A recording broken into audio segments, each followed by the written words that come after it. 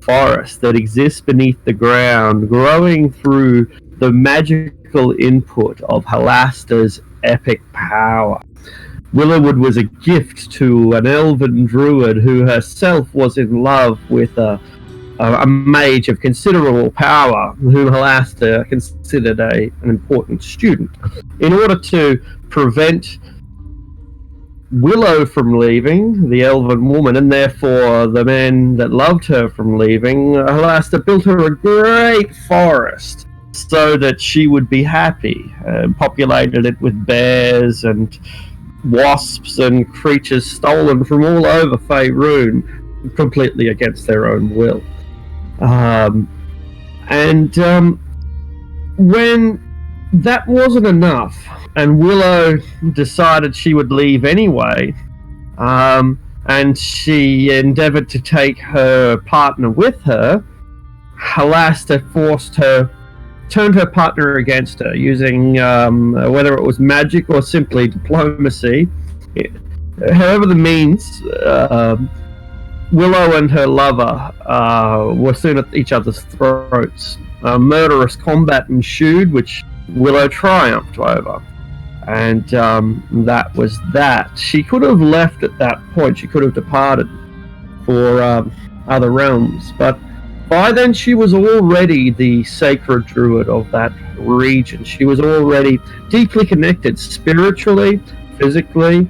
And without her, there would be no reason for the Willowwood. Halasta would cause the entire place to wither and die, and she, to this day, can't bring herself to tear herself away from this cavern due to the effect it would have on everything that lives here.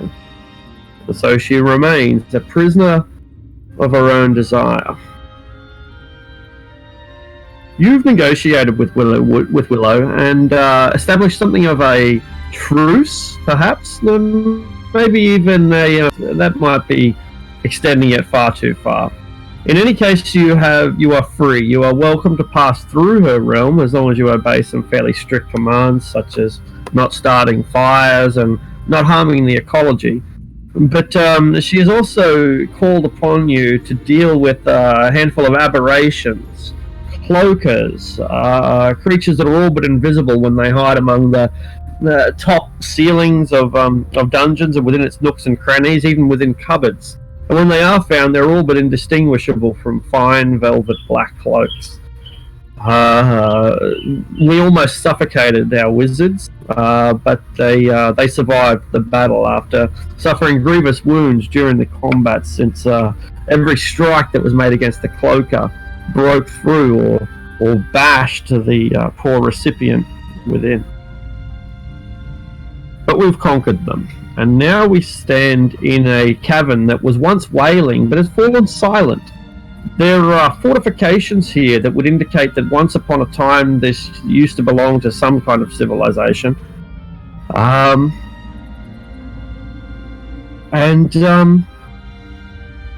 We feel like we are safe for the moment, at least. This is as tranquil an area as anywhere we've found at Undermountain.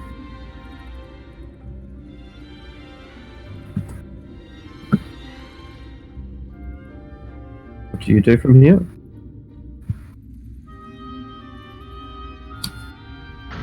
Should we see if there's any more cloakers about? How many is that dead?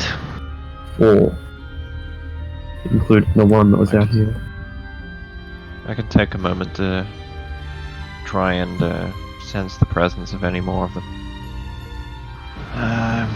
Actually, I have so many more corpses than them. I have like this many, but that wasn't that many, was there? I think there was 5. Mirror images, I think. Of course. Yeah. 3 in this room, 2 in one in each of these alcoves makes 5. Yeah, just to be sure, I'll take a minute rather, to just focus and see if I can sense the presence of any aberrations. Okay. And what's the specifics of that power? I need to be told every single time. Oh, right, yeah, I'll post it. So I've got it here somewhere. Yeah.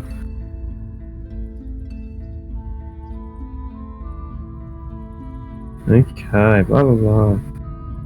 We spend 1 minute. Favorite enemies within 5 miles reveals which enemies are present, their numbers, and their general direction. Wow. Yeah, I have 2 favorite enemies, humanoids, which is a ridiculously wide group, and aberrations, but I'm trying to focus on aberrations specifically. Okay.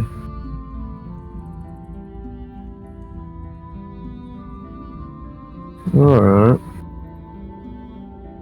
Yeah, I think I've heard you mention before that this ability is your least favorite ability in the entire game. I don't like the wording at all. They're normally quite good with their wording, and this one is beyond sloppy. It makes it seem as if you've got an infallible radar that extends through stone and everything. It's just bizarre. It doesn't say anything stops it. It doesn't say and what does it mean by it reveals which enemies are present? Like, so does that say that, like, you know what the creatures are? If there's a vampire surrounded by 10 zombies, you know? I don't understand. I think that is what it means. Like, you learn not just whether there is, like, say, undead within the range, but also what kind of undead. Yeah. It's ridiculously powerful. It is. Is it from the newest Ranger? No, That's just the newest Space Ranger. That's right. Yeah. Okay, cool. This is the problem. You should change it for the updated Ranger version of Primal Awareness. All right, what is the updated version? Well, there's just one thing to note with that is that Primeval, it's not very detailed. Like it says which enemies are present, their numbers. Yeah. It says general direction and distance in miles. It doesn't tell you they're 300 feet away. And so therefore it reveals every single citizen within Waterdeep above you. Every single one.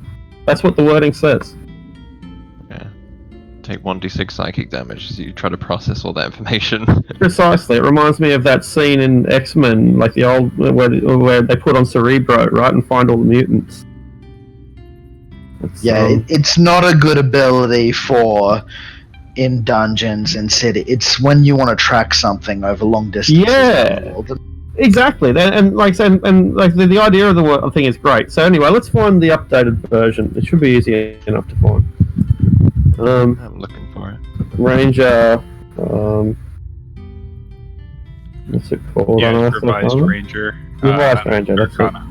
Yeah, still loading Revised Ranger. I'm using the Revised Ranger from earlier. That is the Revised Ancient Words, is it? Damn. At least I think so. I'll just check real quick. Yeah. Evil Awareness. I've got it here. It's pretty much the same thing. And it might be the exact same thing. It seems to be the same sort of thing. Yeah, I think so.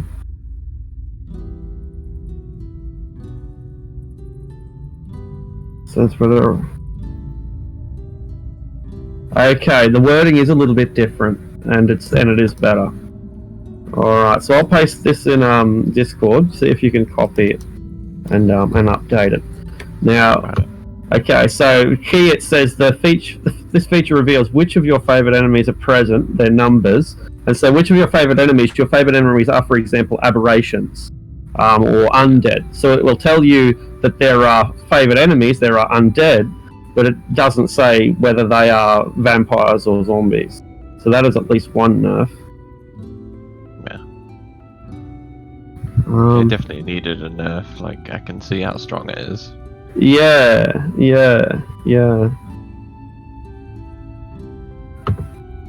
Yeah, it's a bit bizarre. Like it essentially reveals grand monsters that you don't even know are there. Yeah, I must have mixed up the base Ranger Primeval Awareness with the revised version, because most everything else I'm using the revised version. Yeah. I'm pretty sure that the wording is different. Anyway, we'll shoot. I think it is. So we'll move on. Okay, I'll have a quick look around for aberrations.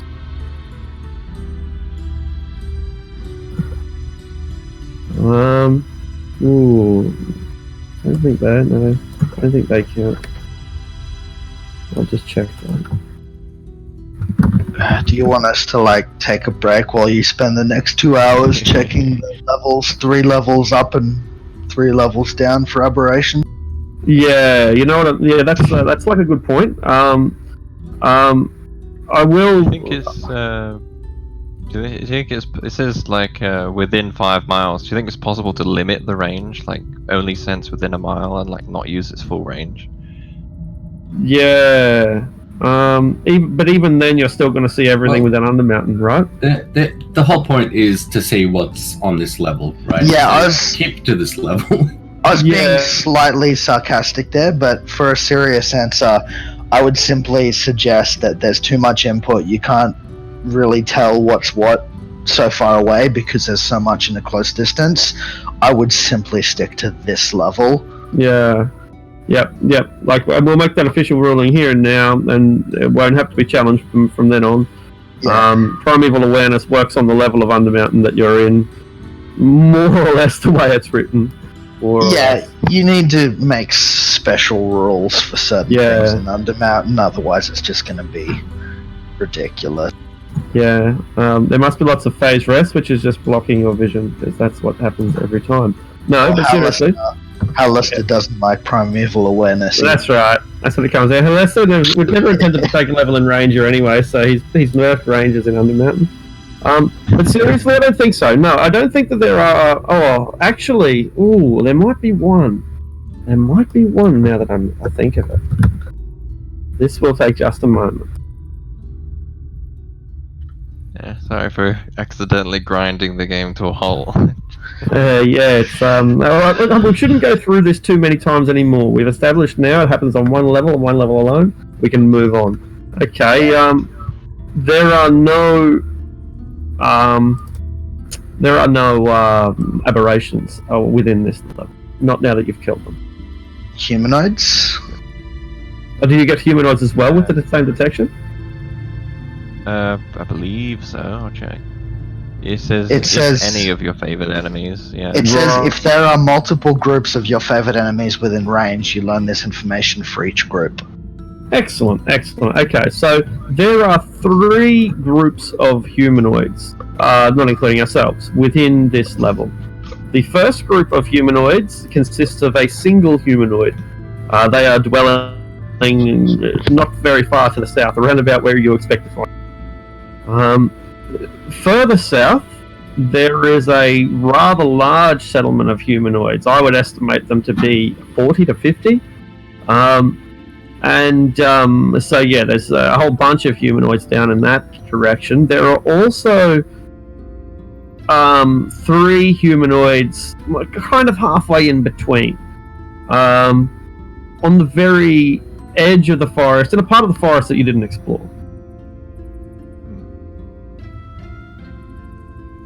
Well, I relay the information about us killing all the aberrations. We definitely got them all, and I decide not to mention the humanoid stuff because I don't think is relevant. But I keep it at the back of my mind. Yeah. All right. Looks like that was the last one. I don't sense the presence of any more aberrations around here. Perhaps we should go and inform Willow that the task has been completed. Yeah, now that we've completed what she asked, I think now it's time we find our way up to the 4th level. Check for what's there before diving deeper in.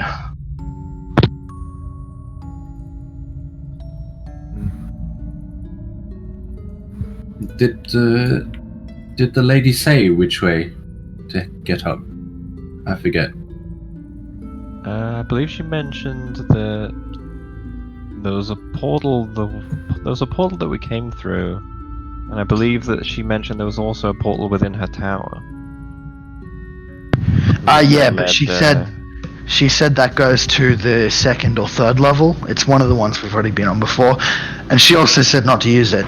I was thinking more for the practical, non-magical ways up and down. Be it a tunnel or stairs or something of the sort. Yeah, I see what you mean.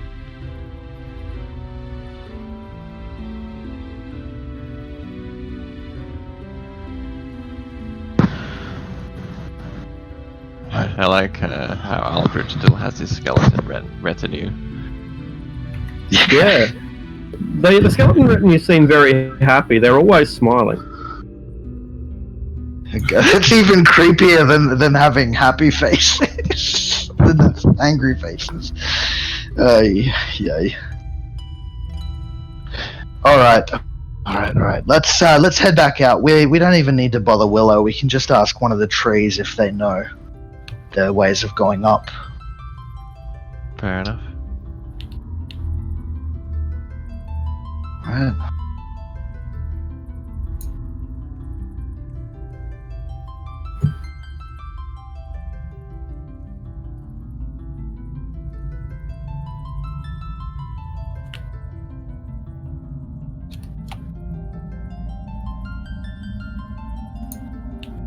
Are there any of the Ents or awakened trees outside here?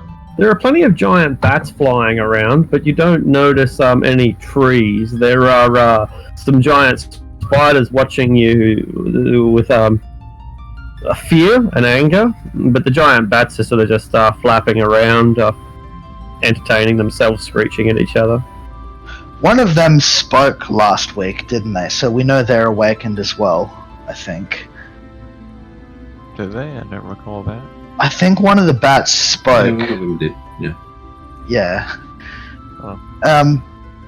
So yeah, I'll look up to the bats, and I guess the cloakers have been taken care of. Do any of you know the way to get back upwards from here? Swear, yes! You go up the river, which has gone foul! The river, and which direction is the river from here? It flaps in an easterly direction. Alright, I guess we're going east. It's Keviak. Are you with us, Caveat? Yeah, sorry, I was tabbed out, so I'm not moving my token. Yeah, we've only just started moving. We're at the exit there. I'll move you over. Appreciate it. Alright. So east is, I guess, up to the northeast, this way? Oh, yeah, there's a lot of cranky spiders that way, though. Maybe we should ask one of these bats if they can just lead us to the river. They fly over the lake structure. Okay, we'll go to the north around it then. One of the spiders shoots a web at the giant bat, catches it in the web, pulls it down, and starts wrapping it up. I guess they may be awakened, but they're not friends.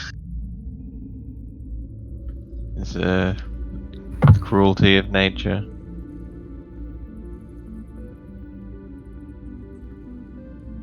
Alright. So, let's see. This place.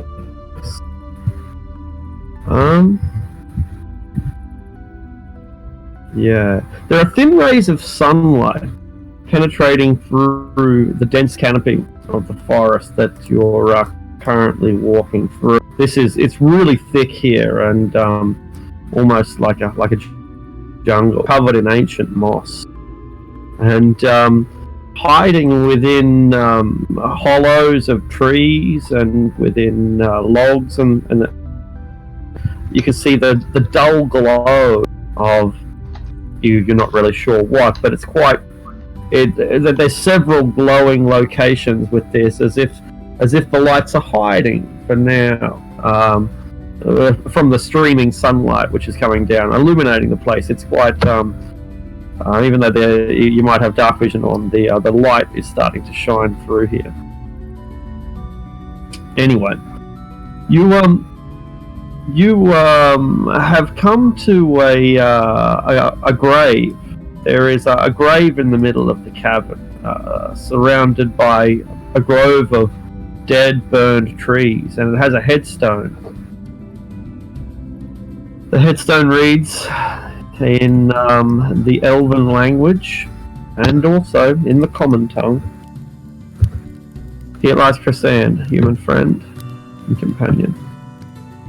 On top of the gravestone, there is a rose that has been ornately shaped or carved into the grave itself.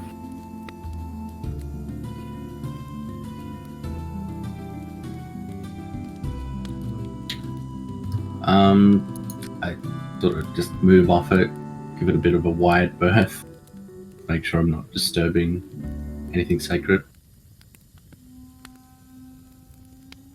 It appears we found the final resting place, and judging by all these scorched trees, the likely battle site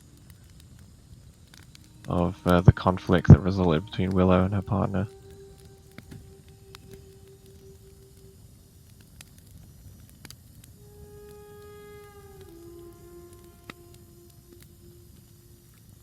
Oh well, let's move through quickly. Take my wand. What? Take my wand. Did Willow, anyone else? the elf witch. Is everyone hearing this? There is a whisper that is rising from the grave. Take my wand. Use it to destroy Willow, the elf witch. Avenge me.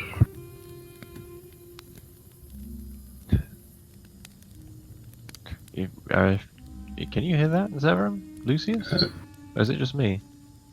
I think. Yes, it's coming from the grave. I'm gonna step closer and well, wow, my voice is cracking. To the tombstone and hold up my holy symbol and look for the voice. Alright, make an investigation roll.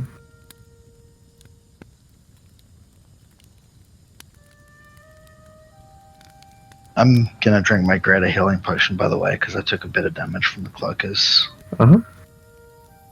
Eldritch, you are confident that this grave has never been disturbed. Animals come by here occasionally, but for the most, they're full of burned trees. The grave is the grove is not devoid of life, but it has less life than most of the forest. Take my wand.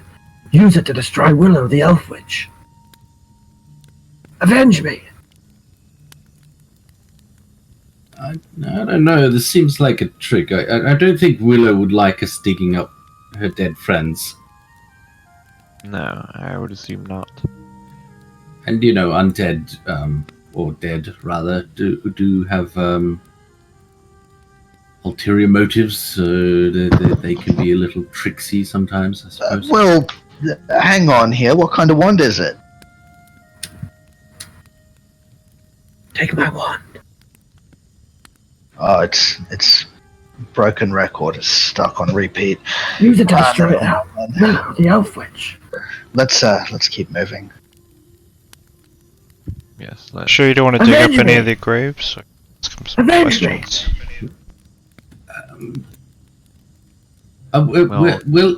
We'll avenge you later. All right. Good. Just wait there. We'll come back for you. Maybe.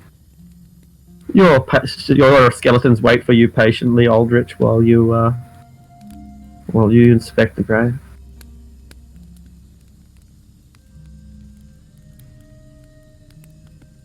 faithful skeletons. Looks like there's a passage here that will lead southeast. We might be able to get to our destination and avoid the spiders this way.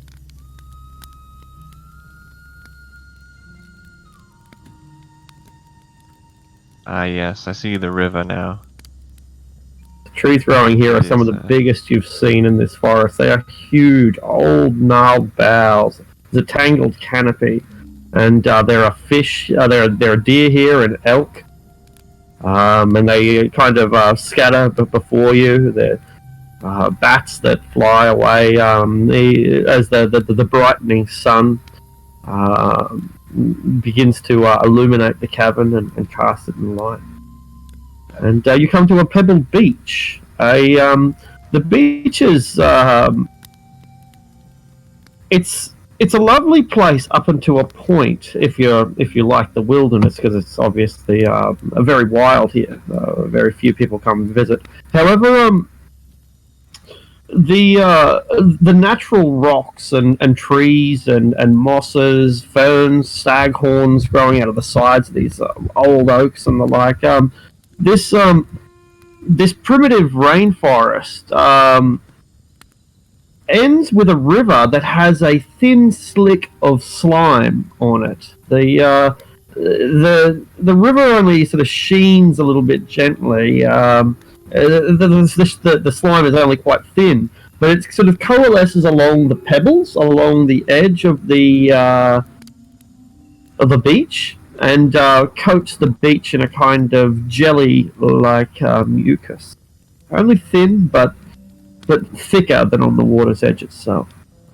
Is it like grease or oil type thing? Or? I guess it's a nature check, and you have to go up and inspect it because like you're currently 60 feet away or something.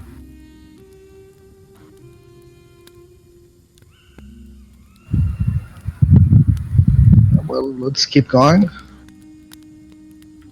Okay. I'll stop before I actually set foot on the mucus, though. Sure. You can see that the river is, apart from the mucus layer, quite clear. There are some fish swimming along through the water of a few different varieties, some of which have no eyes and others which have eyes that are completely milky and blind. But you hear frogs croaking, and there are crickets. A deer scurries away from the water's edge when you disturb it drinking after it's cleared off some of the mucus. And then a dead fish floats along the surface of the water, carried at a rather meandering pace past the party.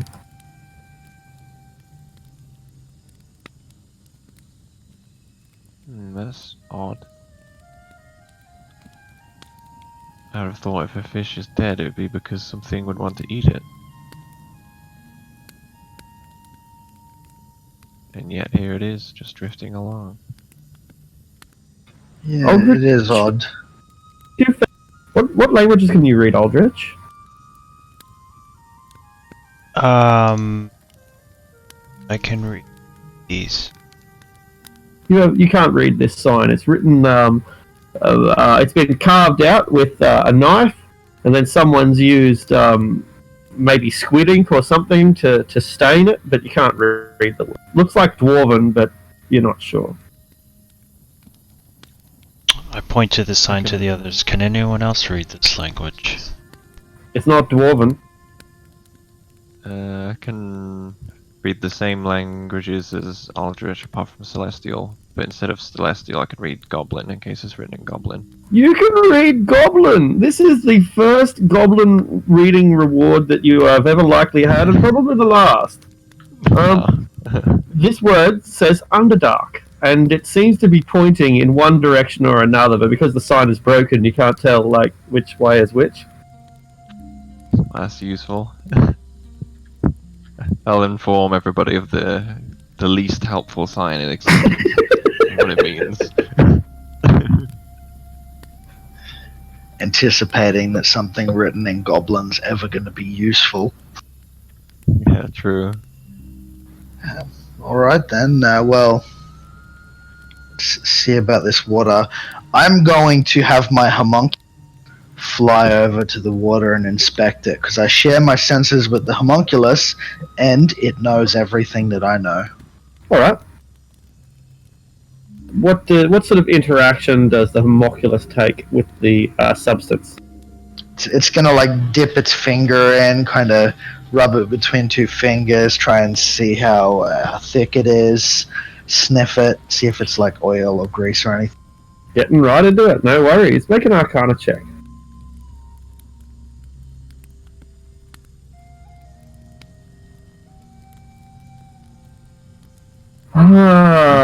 Okay. You can't identify it, but it's organic. It's some kind of snot or mucus, phlegm, right? It's been produced biotically. Somebody's coughed it up, and evidently they've coughed up lots of it because it creates a thin layer over the water, pretty thin. Like it's not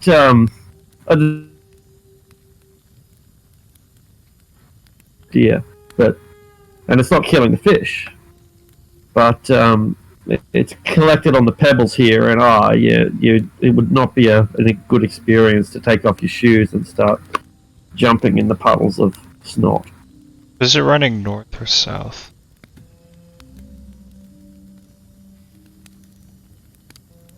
Good question. I didn't hear the question, sorry. Is it running north or south? Oh, right, okay, so the water source is from this direction, and naturally goes the other direction. Alright, so to get up to the 4th level, we have to go up north up the river. How do we want to do this? I've still got my my Wellingtons, my boots that we used in the sea. Does everyone else still have theirs, or? We'll have to enter the river. Looking up to the north, the bank Well, doesn't stretch much further. Eldritch can cast water walking. Yeah, does That anyone certainly want me to cast that? Yeah, may as well start ritual casting it. It's better than swimming in this water. Yeah, definitely. And no matter what you do, try not to drink this water or anything. I mean, the fish and the deer that was drinking from it before seemed fine, but this appears to be some kind of phlegm or saliva from a creature. So, And I will break a bottle and cut my thigh with it and look up to the sky and say, Leviatar, grant me and my companions water walking. Excellent. Is it a spell or a ritual? It's a ritual. Alright, so while you conduct your ritual, because it takes some considerable amount of time, your senses remain relatively sharp, and Aldrich, you hear a scream in the distance. It reminds you of Tally's scream, right? It sounds like a dwarven man screaming for his life, somewhere back in the direction from where you've already come. It's only faint, no one else seems to notice it, but you hear it. I hear a scream. You do? I point in the direction. Who was it? Did it sound like Willow? It kinda sounded like Tally, but it's not sure. I can send my homunculus to have a quick look while you're casting your ritual. Alright, it cannot be interrupted, and I cut my other eye. Alright. I just want it to be noted that he's specifying that he's cutting his thighs before we enter what could be diseased water. Leviathan asks for it. This is I can never get used to this. I've been playing with this character for over a year, and I just can't get used to it. Leviathan loves him. You can send out your homunculus if you like. It's a big wide forest out there. Yeah, it's not going to go too far. Let me just check. It's going to go slowly as well, try and sneak. it doesn't want to get seen by whatever's screaming. It's mainly I'm just going to head in this direction a bit and then see if it can hear what he's hearing. Alright, yeah, give it a perception check. It just.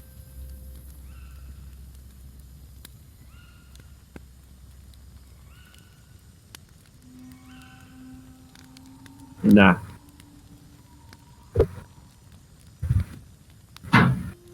Actually, let me just check. Okay, no, that's keen smell. Yeah, never mind. Yeah, if it comes out to around about here, like the entrance of the cave that we went into, and still can't hear it, I'm starting to think that maybe Eldritch is like hallucinating. Aldrich, towards the end of your ritual, at about the 9-minute mark, just as you're almost finishing, you hear something towards the south. It sounds like loud splashing, like a crocodile taking a buffalo, or like a man drowning, or a boat being overturned. You know, that sort of chaotic splashing coming from further down towards the south. Anyone else who has a passive perception of 20? I don't think so, right? His passive perception's above 20, Isn't it? is it? It is 19. 19? Right, yeah, so there, yeah. So pretty close. So I don't think anyone else is going to hear the splashing. So again, Aldrich hears something, this time coming from the south, a loud splashing down, further down the river, far down this Cavernish River. But As I'm cutting my thighs, I point to the south and say, "The splashing. Check that out." Splashing. Lucius will roll his eyes and send his homunculus flying off again. And I'll just It's a pretty creep big river. down to the southern part of the bank as far as I can go before I end up stepping in the river. yeah, no worries. As long as you can see a little pebbly beach, then you've got some access along the edge. The water level's not particularly high. There hasn't been tremendous amounts of rainfall. I don't see anything, Aldrich. You sure you're not just hearing things? I can't see anything from there, so it's going to come back. You can make a perception check. Adrastia.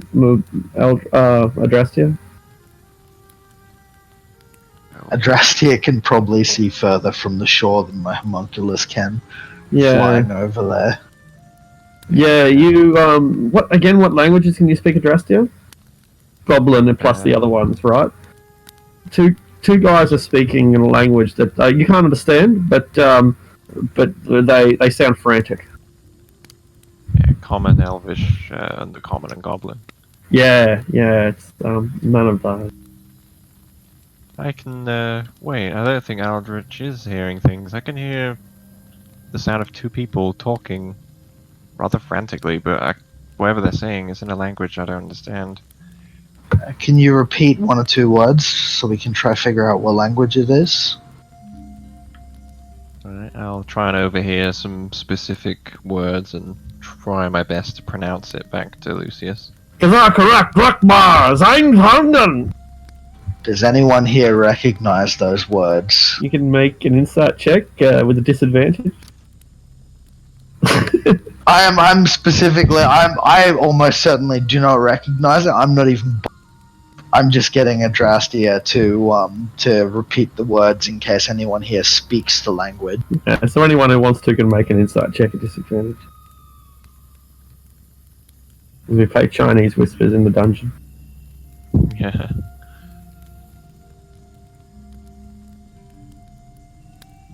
It means nothing to you. Yeah, I don't think anyone's paying actual attention. Alright.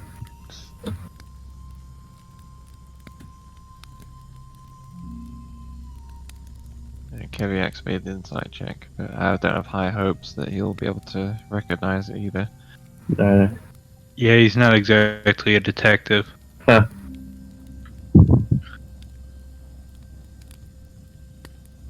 Well, just seeing as none of us understand what's being said, what do you think we should do? Do we care? The skeleton knows exactly what's going on, but has no voice box to tell anyone.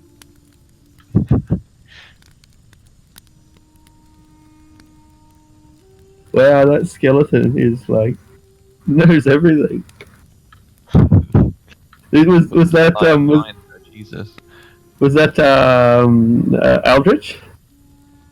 Yeah, that was for Aldrich, but I was wondering if I could even do an insight thing since I'm trying to cast a ritual while I'm cutting my thighs.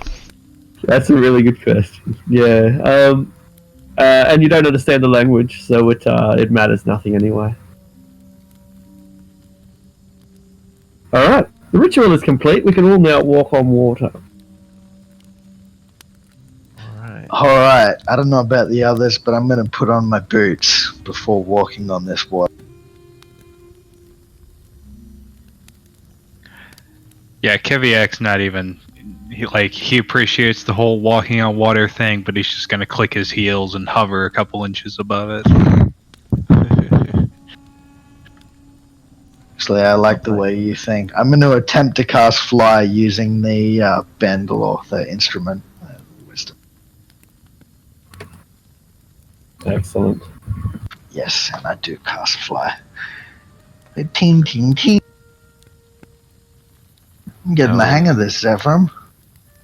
Gingerly step out into the water. So, all right. You step out into the water. It's kind of like stepping in an oily puddle. The fish underneath you scatter, even though they can't see you. They can sense you through their blind sight or some other means.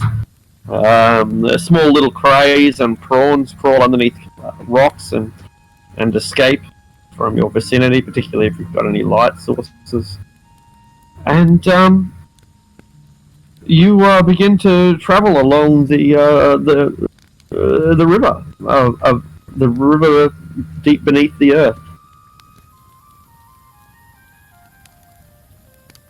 So, do we head north as we originally planned, or should we check out those voices? Let's head north for now. I mean, the voices are coming. It sounds like from somewhere in Willowwood here, and we don't want to cause too much trouble. Yeah, that's true. Let's move on then.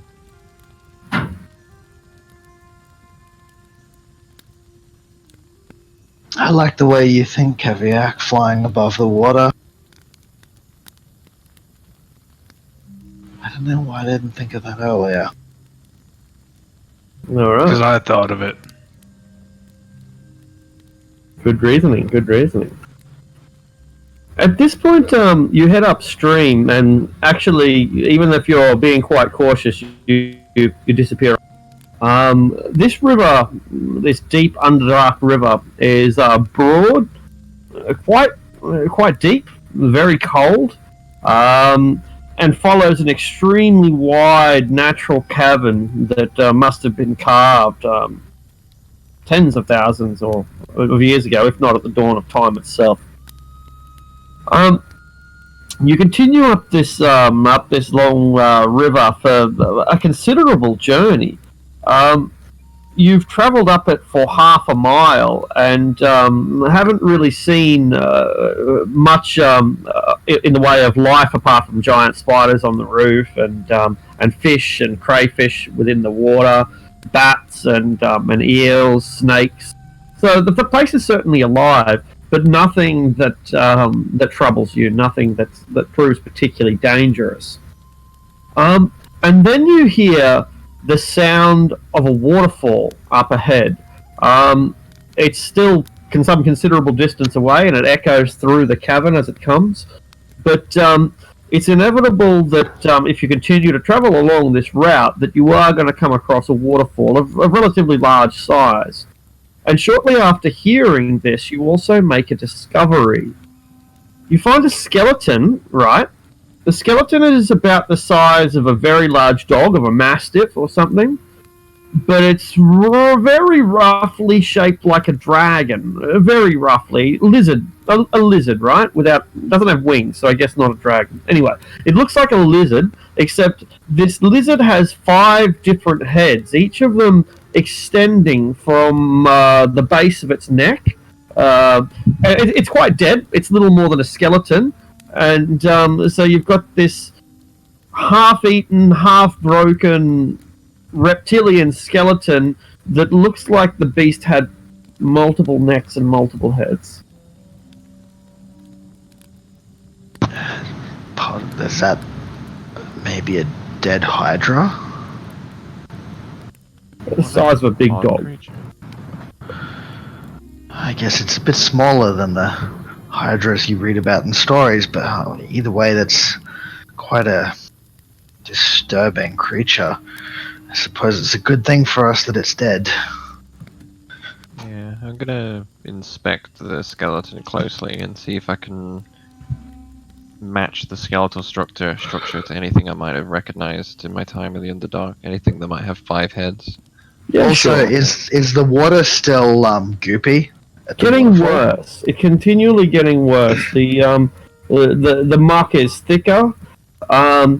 Although it remains still nothing more than a kind of thin film. You keep seeing the occasional dead fish float along by, and there's less and less crays and less blind fish the higher you go upstream. But it is still alive here. There's still bats and snakes and snails and crickets. Could It's it not as be many. perhaps whole a tribe or family of creatures that bathe in the river up ahead? It's somewhat concerning that it's still like this after traveling some distance. Yeah, was it the medicine or a nature check you wanted me to make? Yeah, either of those is fine. Yeah. Yeah. You can only guess. A 5-headed reptile. It's quite small. You're left scratching your head. Fair enough. Yeah, I feel the same. I don't know if I like the way the river is only getting worse as we progress. Well, either way, we came down here to do exploring, and I suppose if there is something dangerous up ahead, it's less likely for people to have looted the area already. Yes, I guess so. Besides, we have nothing to fear, not with our great and powerful wizard in tow. Sure, yep. Your safety is my priority. Yes, I imagine that it is.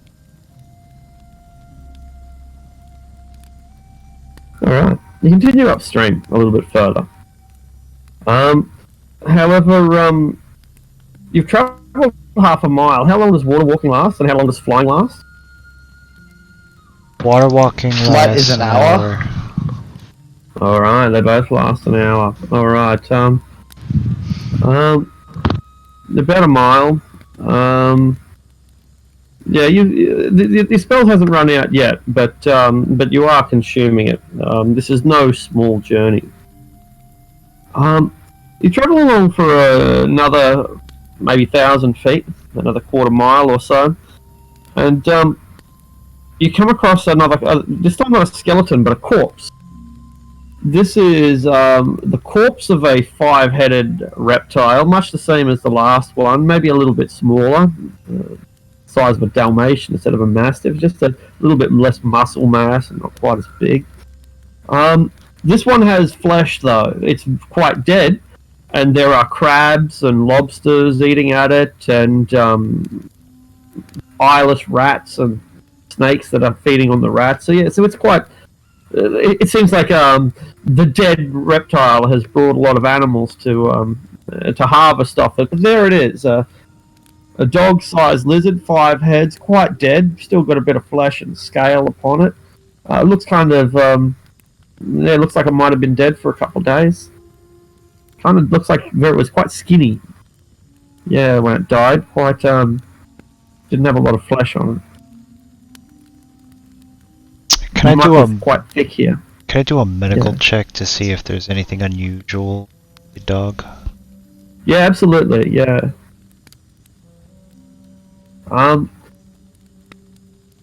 It's got extremely thin bones, and looks quite even though it's obviously dead. It looks like it was quite sickly when it died. It also looks quite young. It might grow to something very large. This is like an infant or a juvenile of some much larger beast. In any case, it wasn't a very healthy juvenile, and it died.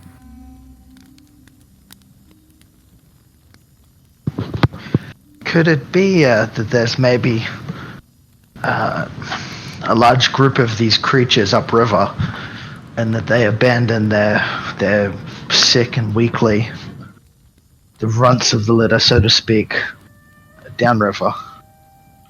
You think they dump their corpses in the river? Well, I mean, if you're living upriver, there's no issue with dumping waste in the river. It'll cause problems downriver, of course, but Yeah. for unintelligent beasts, I wouldn't be too surprised. Do you think these beasts are drinking this water, getting sick? That's what's killing? That's a good point. We did see that dead fish earlier.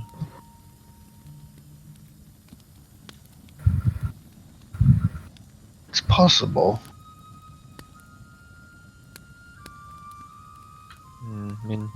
In either case, we should be vigilant as we proceed. How many times can you cast a ritual?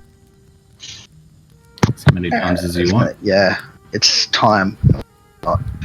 So when there's 10 minutes left, you'd start ritual casting again. Yeah, I'll just do that. Excellent.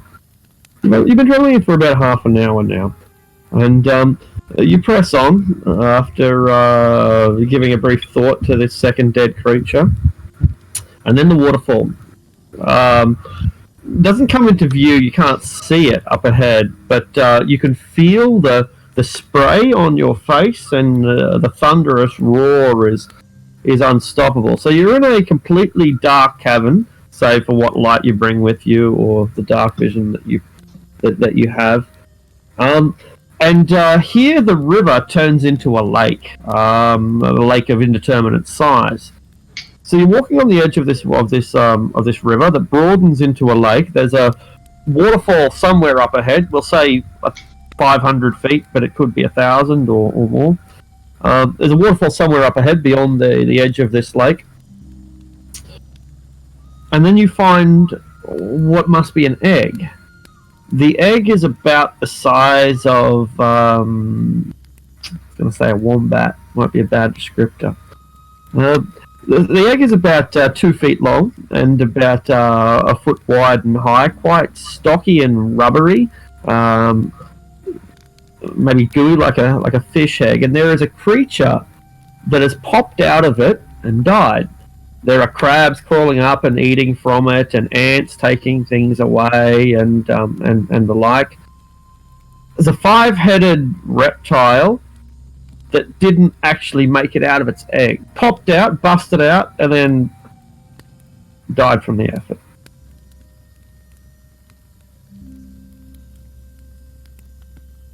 This huge lake up ahead, the spray of a waterfall touching your face. And these crabs and crawlies, centipedes, making short work of this hatched critter. Can I just say that the thought of this lake with no light in the Underdark at the bottom of a waterfall with water covered in like a thin level of mucus has got the hairs in the back of my neck raised, and you don't even have visual prompts. Yeah, this is those of you with decent wisdom or insight might guess that the waterfall is anywhere between 100 and 500 feet tall. It's a big waterfall, quite a lot of water coming over it as well. Yeah, this must be a major obstacle between levels of Undermountain. Well, before my spell runs out, maybe me and Keviak should ferry everyone up top with flight. Yeah, that would be convenient. Rather than having to devise Fine. some other way to get up there. Alright, what is the order in which we ferry people? I'm happy to go first. Unless somebody else wants to. Well, basically, yeah. So maybe Keviak can take someone up first, and then on the second load, I'll take someone up, and he takes someone up. But basically, someone's going to get left by themselves, either up top or down below, because there's 5 of them. In that case, I'll go last. Alright. So me and mind going Keviak will take Zevram and Aldrich, and then Keviak can come back down and grab Adrastia. And the NPCs teleport. I kind of look at the dwarf like, kind of like. Did we heard say bring out loud, but Did we bring the NPCs all the way down here? I mean, like, the player characters who are not here. I mean, you can assume Sanj will be doing magical stuff as well, and Good call. Ariok can climb walls. Yeah, excellent. So Sanj takes care of Kaisia, Ariok can climb walls, and Bjorn. He's an intelligent bear. He'll figure something out. So they give him an adventurer's pack, and he sets up on his own. All right. Okay. Zevram, why don't you roll a d33 to see how well this plan unfolds? Yeah, that's good. That's good. There's something moving down there. During the first trip, as we fly up, we disturb something large within the water. There is splashing. No, there is many large things. Splash, splash, splash, splash, splash, splash, splash, splash, splash, splash, splash, splash. It's like almost rhythmic slapping. And then creatures begin to speak to each other. Maybe roars. At first you think they're roars, but it's more like communication. As many as 5 or 10 different beasts begin communicating with each other and searching around for the prey that they know is in here. But unless you're using a light source, it wouldn't be able to find. Not to mention that Adrastia being the one down below is invisible in darkness. Visible in darkness makes it very difficult for them to detect her. Although they're sniffing the air and trying their best. In the end, we never find out what these creatures are, only that there are multiple of them. And we fly to the top of this waterfall. And when we reach the waterfall, you can see that from here on, the mucus gets quite thick, quite gooey and disgusting. It's clear that the waterfall does a great job of churning up the mucus and destroying most of it, because from here on, you might as well be in the inside the nostrils of someone with a disease. horrid.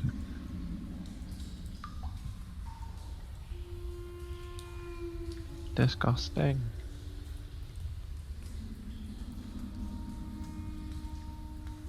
Will you stop here and refresh the magic, or will you press on, having travelled for now fairly close to an hour? Well, yeah, we'll have Aldrich redo his ritual for the 10 minutes, and I'll join everyone in walking for now. I guess that I have a question. Would my skeletons Yeah. have been left down at the bottom of the waterfall? That's not up to me to answer. Skeletons can probably jump in a bag of holding because they don't need to breathe. Alright. I guess. Um.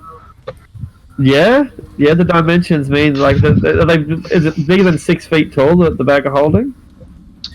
I don't think it has a height inside. It just has the weight that it can carry and the opening. How big is the I mean, opening? It's 2 feet. The interior is described as 64 cubic feet, but it 64 doesn't give cubic the feet? actual dimensions. Right. Yeah, I think I can appreciate roughly how big that is, and it's big. It's certainly bigger than a coffin. So yeah, the skeleton can fit in there. They delicately climb into the bag of holding and climb back out again. Just a reminder, that makes me think of like a necromancer in an encounter or something. He's all by himself, and the heroes think they have an easy kill, but then he grabs a bag of holding and starts emptying out skeletons. That's a great encounter, actually. Yeah.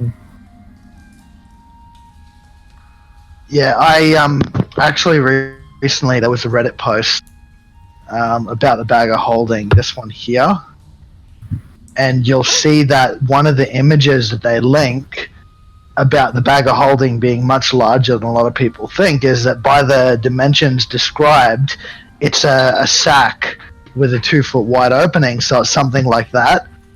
It's not like a small backpack that you put on your back.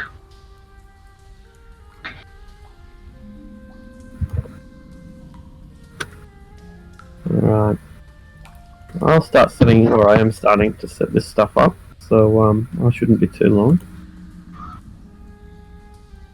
At some point, we're gonna have to experiment and find out what's in that waterfall there.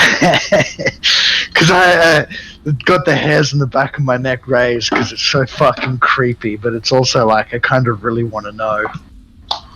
Curiosity. Yeah.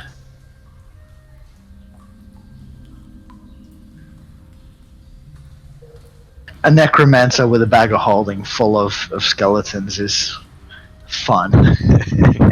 I was gonna say, I could, even if they didn't fit in the opening, could I like just smash them and just reanimate the bones? Yeah. We need to get Aldridge a bag of holding and not even have it full of skeletons, just have it full of piles of bones.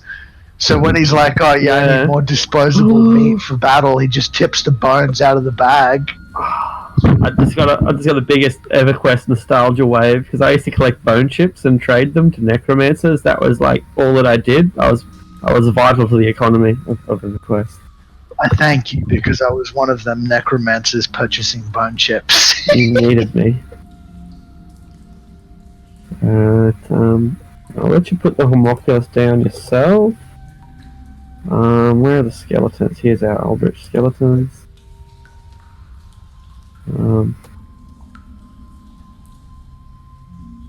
You should be able to control these Eldritch skeletons. I'll check that you can. Oh, no, you can't. Alright. Okay, you can now. I think we're ready. So you take that time to refresh the ritual. Keviak switches off his Foots's charge and preserves a few minutes worth of flying for an emergency. And from here on, the walls have an icky mucus that is up to 8 or 12 inches high off the waterline, and the water itself is choked. There are dead frogs that are floating within it, and insects that have been caught up, and fish that are just tossing themselves over the waterfall. Some of them still moving, and some of them not.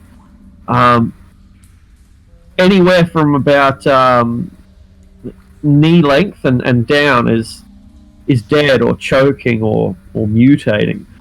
The place is vile.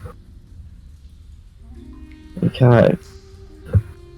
Quality assurance. Yep, good. Switches over.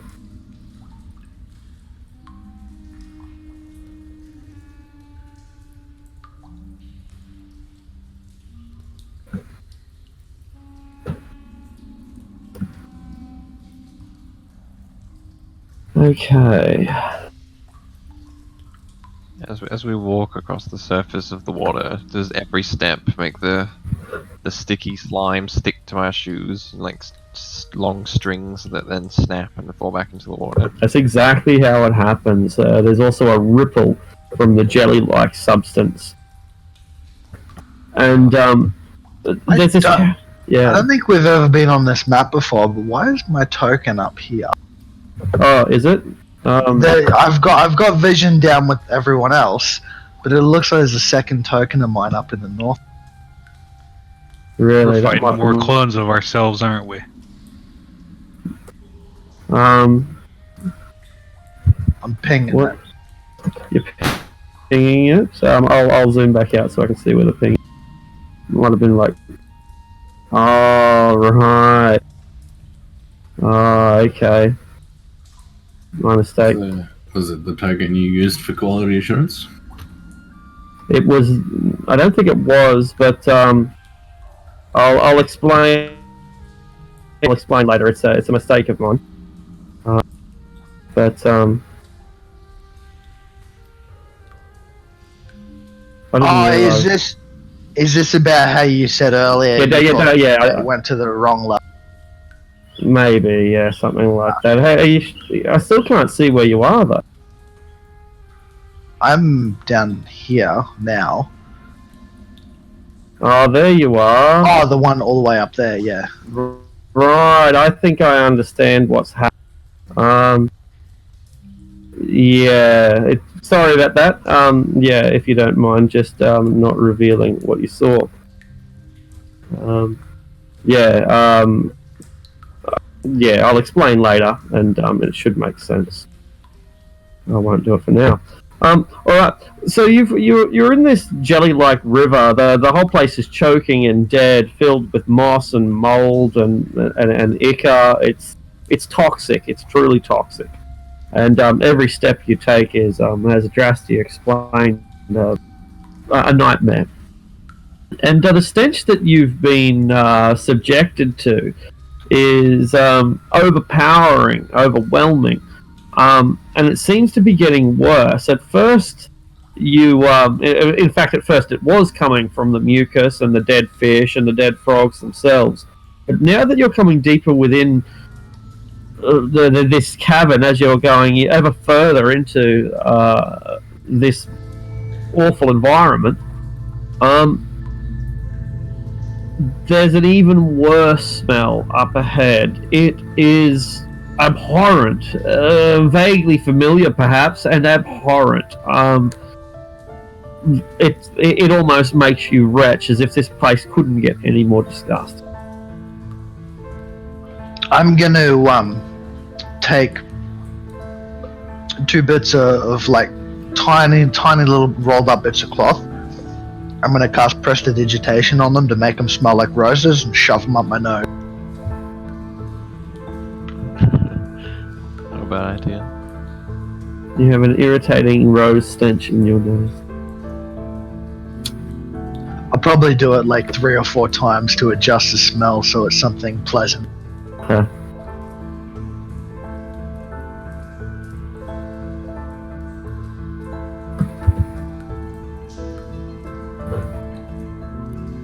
Alright, I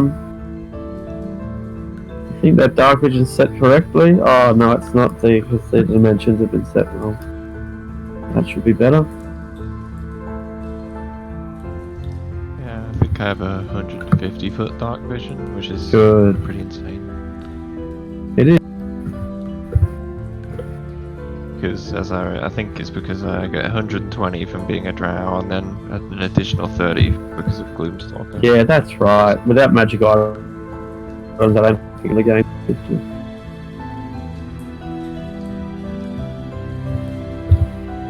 Alright, let us proceed. Alright.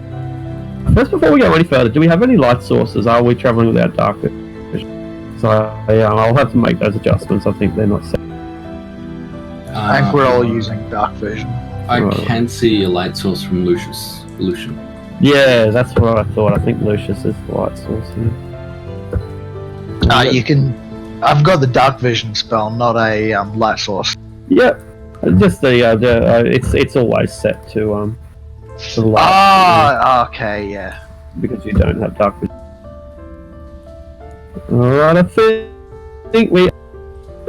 It's dark here. It's very dark. I'm in my And element. stinky. Every step you take just smells worse. Pungent, garbage, chemical stench.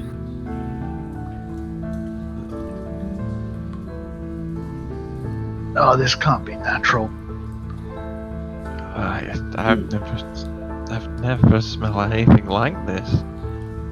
On a sliding scale, how much worse than the sewers is this? And remember, I mean, we've been deep in the sewer. Well, I guess the sewers vary from season to season, right? Summer isn't particularly ripe, but there's something natural and organic about a sewer. It's understandably disgusting, but I guess there's a familiarity to shit that everyone can somehow put up with. This, on the other hand, is sickening. It's what you can smell is awful, but it's also triggering something within your stomach that is trying to make you retch. All of your natural responses are telling you that this is a toxic environment. And the fact that a bat floats upside down past you should reinforce that view. So don't stay here too long or you might get poisoned. I'm gonna attempt to use my scarf to sort of like cover my mouth. Not that it'll do a good job, but something. Absolutely.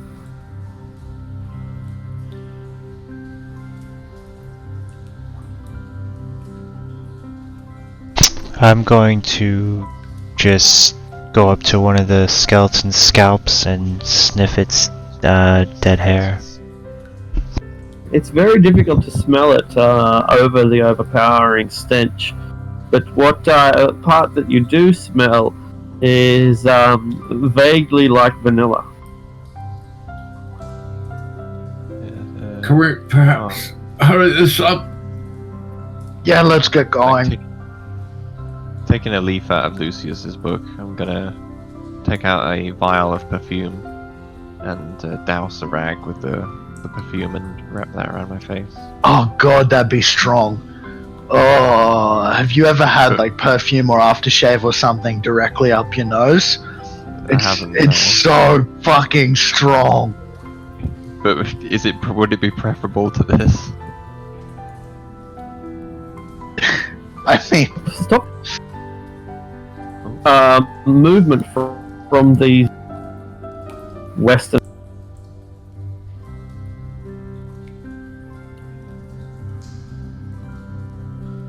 There's something about movement from the Western Passage. Yeah, I don't know why I just why I went bad there, but anyway, I said stop for a moment. There is movement.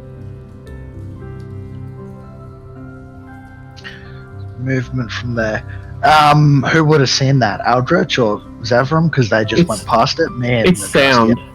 Yeah, you can hear. Sound. Yeah. I'll cast a message to Zavram. Come back.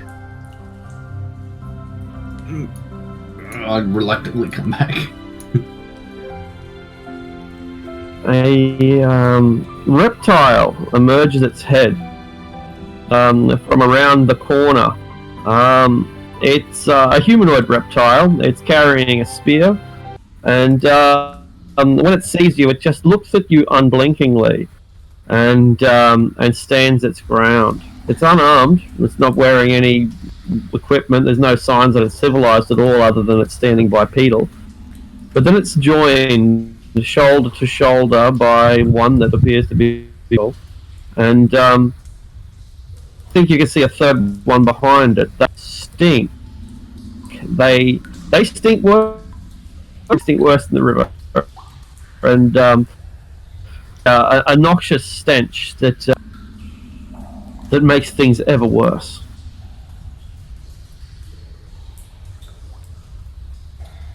Yep, let's keep moving.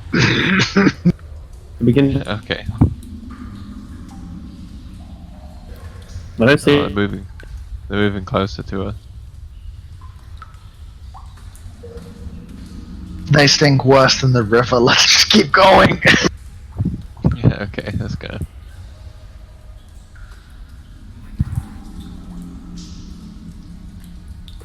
Stirred by the toxic swamp. They jump in the river and not fast but not slow. They jumped in. Are they like following us or catching or like? Are they? Yeah, they're following us. Okay, so it's not like they're trying to approach. They're just following. Do I get the feeling they're stalking us?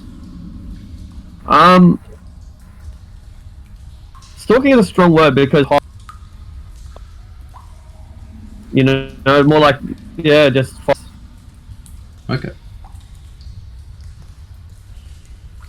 Are we just gonna follow the river all the way, or are we gonna go into one of these branches, or are we gonna turn around and kill them lizard people? I don't know. I mean, I don't want to be here any longer than I have to be. Could try to scare them off. Fine. I'll turn back towards them, and assuming that they're beasts, I'll try to gesture the point across to them that if they keep following us, we might have to respond in a hostile manner. Alright. You use animal handling as a skill, is that what you're doing? Yeah, it's the top part of primeval awareness. Assuming Yeah, you might they're have to beasts. paste it again. I can't see. Yeah, you'll have to paste it again. Cool. So assuming that they're beasts, I can communicate simple ideas and I can read their basic mood and intent, whether it's affected by magic and a laundry list of other things. Yeah, you look at these creatures and try to judge their natural intent, and when you try to get your message across, they seem completely unresponsive. That's weird. They don't. I don't know if these creatures are beasts. If you could call them a beast. They could be closer to lizardmen like we met. Everyone make perception checks.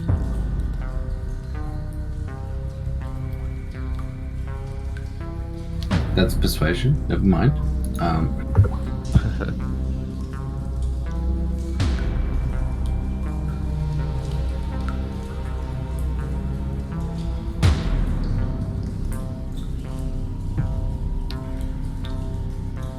Alright, Zevram. There is movement in the water up ahead.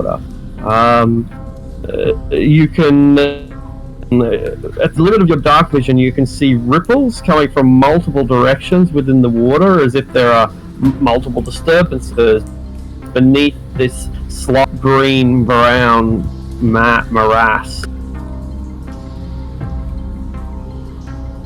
I think there's something lying in wait for us up ahead. Perhaps we should take one of these branches? There's something in front of us. Alright, lead the way.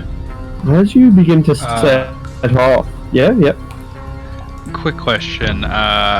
With intimidation, do you let people substitute strength for charisma? Depends. Some gyms do that and don't. Yeah, it depends on the situation, yeah.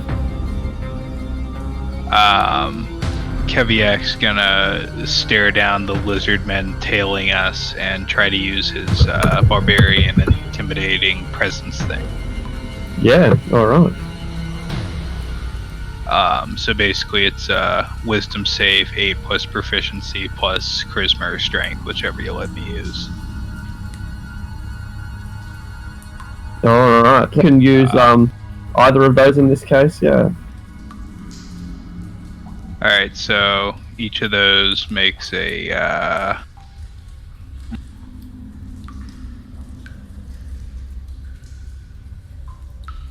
Just flex. DC yeah. DC 18 Wisdom save. Or 16 rather. Alright. What do you do? While flying on his magic boots, he turns around, just gives these lizard men the biggest death glare they've ever seen, very clearly holds up his mace shield and draws like a thumb across his neck. Yeah, you can make your intimidate check. It's not an actual intimidate check, it's a thing barbarians can do. They just make a wisdom save, and if they fail, they're frightened. Oh, okay, right. Yeah, okay, no worries. When you asked about intimidate check, I thought. But when you're using your ability, just post the ability in chat, so we know what's happening. Yeah, I don't have because I need to read it. I need to be able to interpret it. Let me look it up and copy paste. Yeah, you copy paste it into your character sheet, and then you'll be able to press the button, and it'll come up automatically. Got it. Yeah. There's something I need to check. Beginning at 10th level, you can use your action to frighten someone with your menacing presence. When you do so, choose one creature that you can see within 30 feet of you. If the creature can hear or see or hear you, it must succeed a wisdom saving throw or be frightened. Cool. Alright. So, you try to stare down these beasts, these weaponless, armorless, bipedal lizards, and they look at you, and one of them becomes a little bit put off, but the other two just stare at you completely blankly. While you're doing that, Zevram's been pushing ahead. He's noticed some swirling in the water, some disturbance, and that's kind of prompted Lucius to suggest that we move on at a greater speed. It's at that time that Keviak tries to put these creatures in their place, and when he does that, the water begins to surge up ahead, and the surface of this slick plasticine-style river bank just suddenly breaks and bursts, and multiple creatures can be seen popping out up ahead. Most of them look like that strange bipedal reptile, but one of them appears to be like a giant like a whale, or perhaps a giant tadpole, or some kind of strange fish with three eyes descending along its scalp like a kind of ridge or mohawk. Several tentacles come off this strange entity, and the whole thing weeps and drips slime. And for those of you who did your research into the Stone of Galore, you will have seen this creature in a book before. Oh, it's a fucking aboleth. Oh no. I don't know what that is, but everyone's panicking. Oh. Lucius cast disappear the fuck away. We got this. We can take We're it. down 3 people too. Oh, it's barbarian time, baby. I have no idea how strong aboleths are, but if you're freaking out, Yeah, aboleths are bad fucking news. Lucius's runaway game is on point right now. We put it this way: they're a race of creatures that are legit trying to usurp the gods, well, and they have a decent chance at it. Christ. I think we can overcome everything as long as we have a positive attitude and, you know, come together as friends and win with the power of friendship. It's only large. That means it's young, right? Hope so. And by young, I mean, 1,000 years or so. Let's hope that living in this fetid fucking water is like, I don't know, screwed with it or something. Unless it's the reason for the fetid water. Before you even act, Adrastia, as the water bursts open and begins flooding it, you are contacted psychically. I come in peace. I wish only to claim this land as my home. I do not wish to have intruders nor visitors. If you will kindly depart, I shall let you go back the way from whence you have come.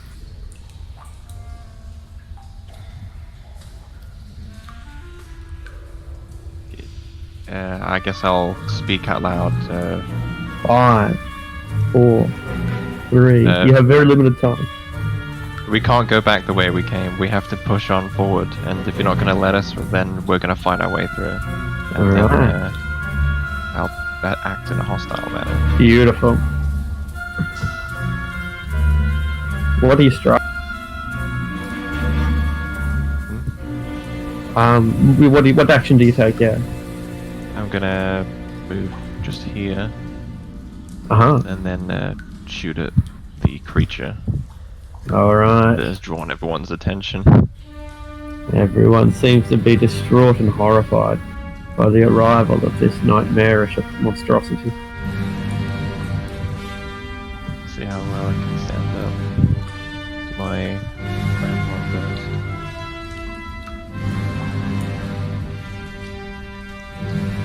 It's a hit. First one. I think these are at advantage as well, but I'll just roll that one normally. Sure. 13 plus 4 plus 3. So that first one is 20 piercing. Oh. You explain the aboleth. It just vaporizes, vanishes as if it was never there. Oh, well, I don't have the, I'm not going to question what I just saw. I'm just going to attempt to move my hunter's mark to a different foe, which I can do for free if I just slew a foe. Is that something that happens, or does it fail? Yeah, you're able to, if that's something you can normally do, you're able to do it now, yeah. Okay. Unless putting Hunter's Mark on is a bonus action, is it? And moving it? Yeah. Yeah, the reason why I ask is because I put the Hunter's Mark on the aboleth as a bonus action.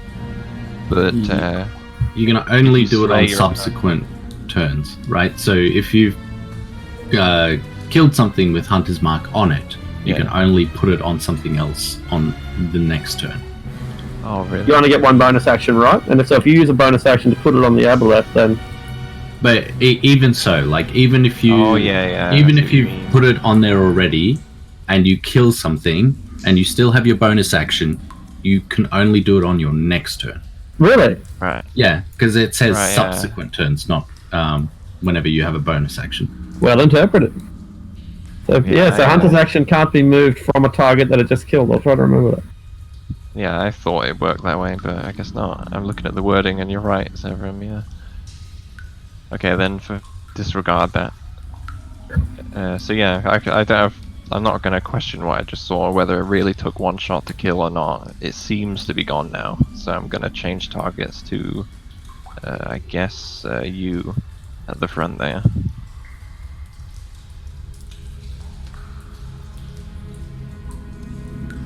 Alright. For a 14, should be at bloody advantage, shouldn't it? For a 30 to hit, that's better. That'll take one. For a measly 7 damage. It's an injury. And try and finish it off.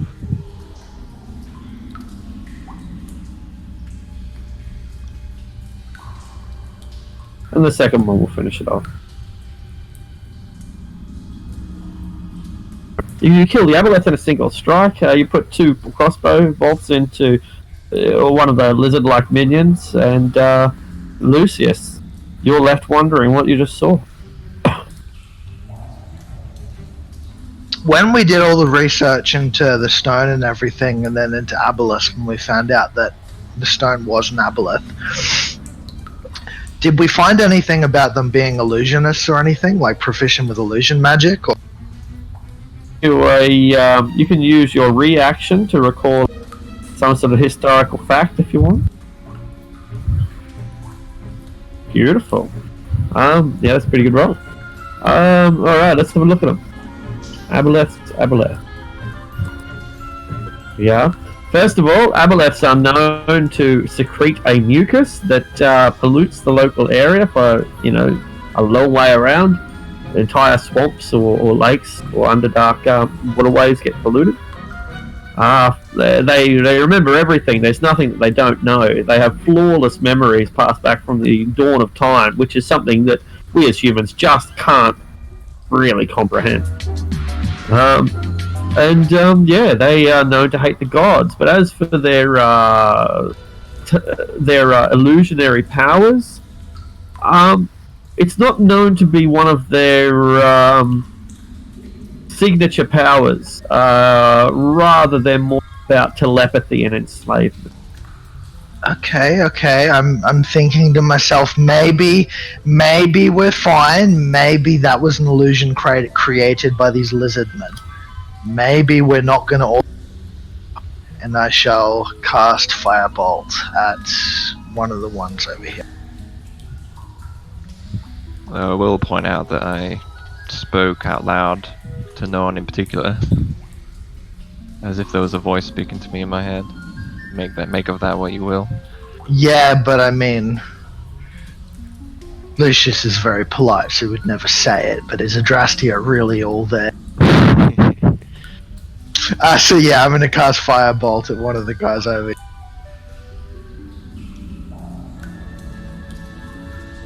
21. Oh, absolutely. Yeah.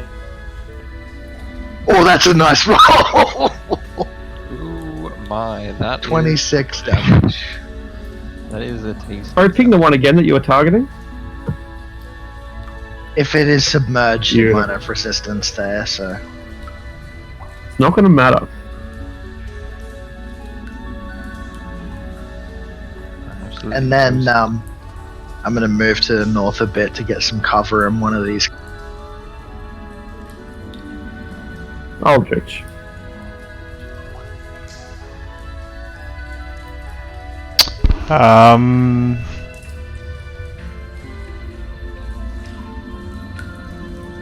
Going to have all 3 of the skeletons fire at this one.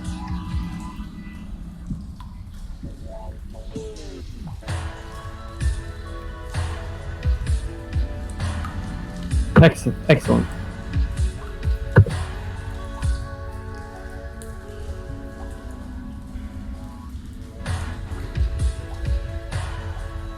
And the skeleton's on invisible. I'll take that off.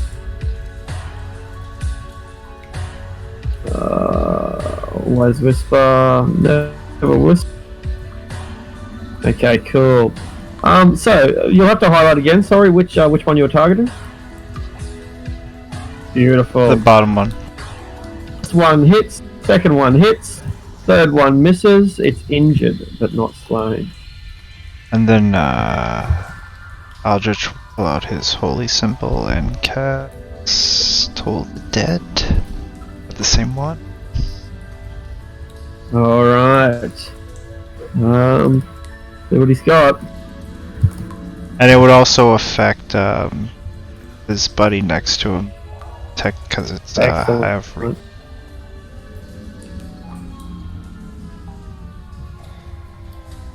Ooh. Nice. And their heads both explode before your very eyes. They let off an awful stench that is somehow worse than when they were alive. That's the end of my turn. The end of your turn. Alright,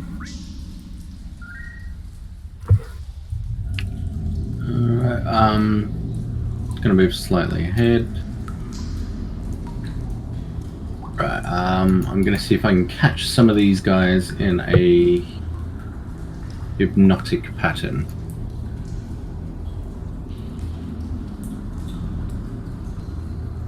And I'll just draw the shape.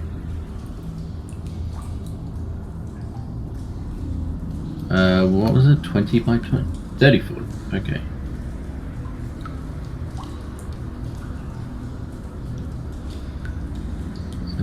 I think that's right. Yeah. Beautiful. All right. 1, 2, 3, 4, 5, 6, 7. There's lots of them. Wisdom, right? Yep. 1, 2, 3, 4, 5, 6, 7. How's that looking? Save is 16, so it looks like 2 of them pass. Beautiful. So the majority are hypnotized, which will basically freeze them for the entirety of the spell as long as you maintain concentration, right? That's right. Nasty, dear.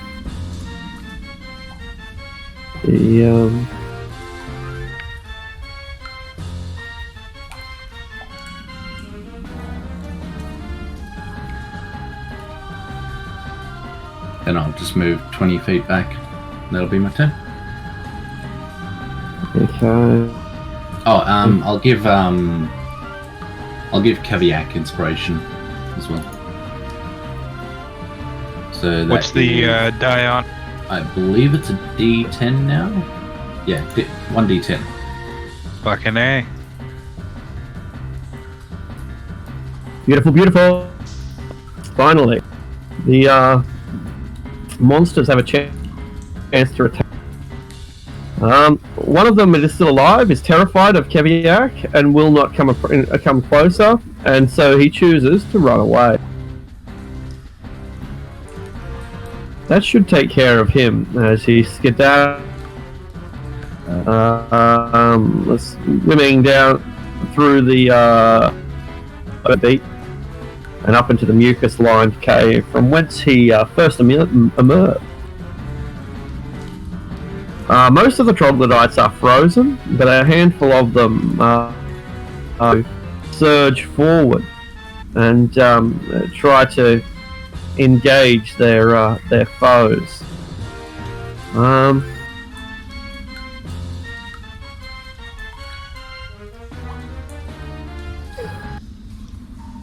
Instead of rushing, this one moves forward, merely dodges, just trying to get out of your way if anything should come towards it. Its companion to the south is a little more reckless. It rushes forward to position itself towards the mouth of the river in mass. And the other 3 swim forward as well. And when they Zevram, you can see it, and Adrastia, you can see it. I don't think anyone will be able to see. The pair of you can make insight checks, Adrastia and Zevram.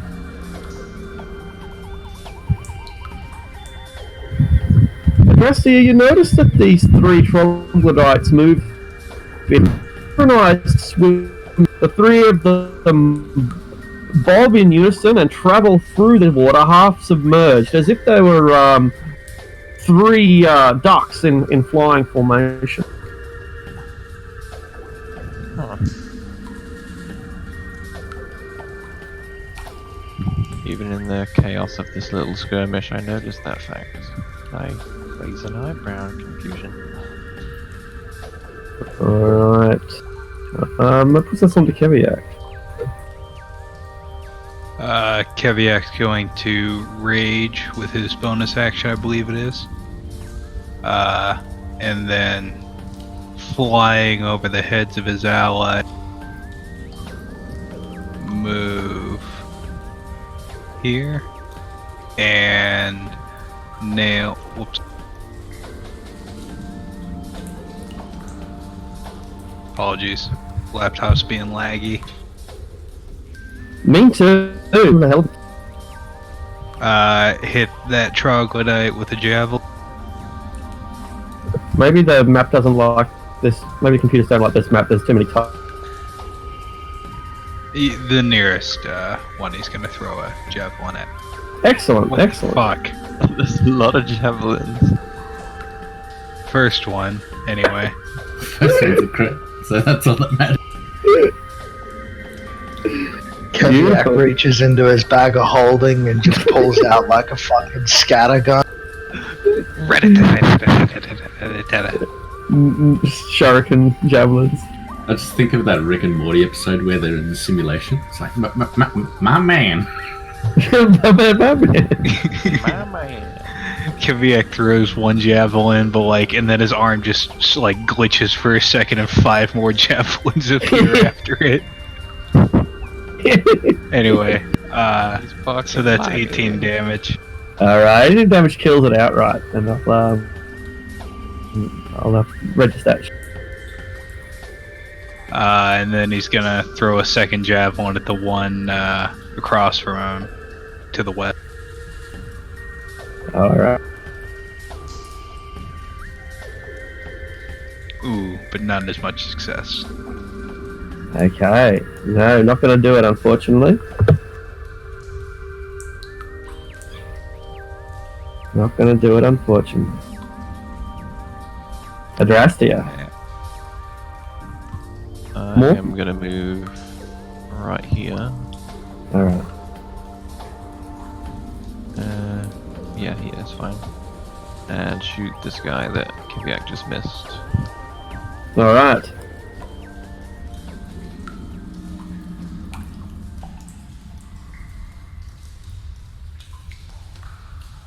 For 7 points of piercing damage. Ow, she is injured and flinches. And upon flinching, yeah, he doesn't even seem to register the pain except for as a kind of nerve response. So I noticed my beast communication thing didn't work earlier. Are these things humanoids or aberrations? How would you know? Well, I wouldn't know, but if they are either of the two, but they're taking additional 4 piercing damage for 11. Alright, good to know.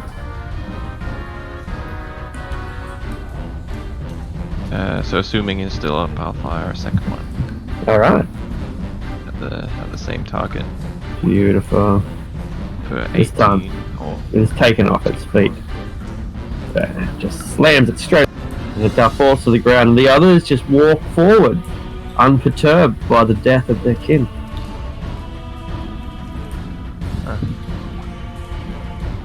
these ones are behaving very strangely. And that's the end of my turn. Lucius, what's your passive perception? Please don't ask me that. Don't ask me that while I'm standing on a river when I can't see what's beneath. 10. Good to know. I have no perception bonuses at all. Nothing to worry about. Doesn't that just mean you're blissfully unaware? Just maybe, but I am not. Nice distinction. Yeah, I can appreciate that. Look, I mean, my concern is whatever's out there. I've narrowed things down to either this is an aboleth, which I'm really fucking hope, or it's some kind of illusionist fucking with her. Either way, my main concern is the fact that we're standing upon a surface that something could be 5 feet beneath me and I cannot see it at all. So I'm gonna cast dancing lights down in the water, hoping that at least if something swims below me, I'll catch shadows from the dancing lights and be able to get the fuck away. Alright. I can give you some dancing lights. You might even be able to put them down yourself. Oh yeah, I can. But I mean, I'm putting them around me. It's not like I'm putting them far away. This is so they're like as far down in the water as they can go, but beneath me. Yeah. So that first of all, I mean, when can I see the light through the layer on the top of the water, or is it too thick? You can see the light through the layer on the water, and it would appear that this your point of the bank, in fact, you're in a sloping area here, a gully that channels water down into the river, and so the water you're in is particularly stagnant, or the water you're on is particularly stagnant. But up here is dry land, so you're not that far away from the edge of the water, and the water beneath you is only 2 or 3 feet deep. So this here is land? Yeah, it rises up to land there. Slippery land, rocky, mossy land, but land all the same. Guys, there's land over this way through the tunnel. Move in that direction. Alright.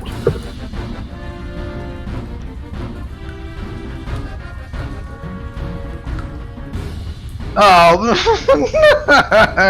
You have spotted a creature that is crawling its way through the cavern beside the place that you have chosen to locate yourself. It is indeterminate what sort of creature it is, because it looks vaguely like some hideously large lobster with an octopus for a face, and a vaguely flea-like or insectile shape to it all.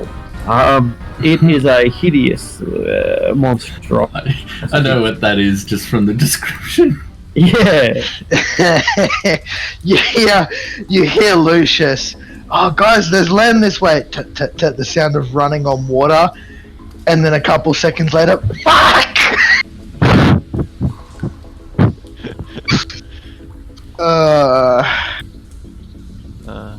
Is that the end of your turn? Yeah, and I think I'm gonna roll initiative for my homunculus to join this. Aldrich. I love being blissfully Yeah. ignorant of the real threat level of these creatures, of what they are, what they do. I just love watching everybody freak out. I'm just like, everything's fine, right? We're gonna be okay. This is the Underdark. Does it take an action to reload a crossbow? No, it's part of your movement, or part of your attack, one of the two. Sick. Can you just reshuffle initiative quickly? So put that in place. Sure. Remove the I think skeletons crossbows have here. got something like they're loading weapons, which means like you can only attack once a turn or something. That's correct. Yeah, you need Okay. a feat to do what I do. So I'll...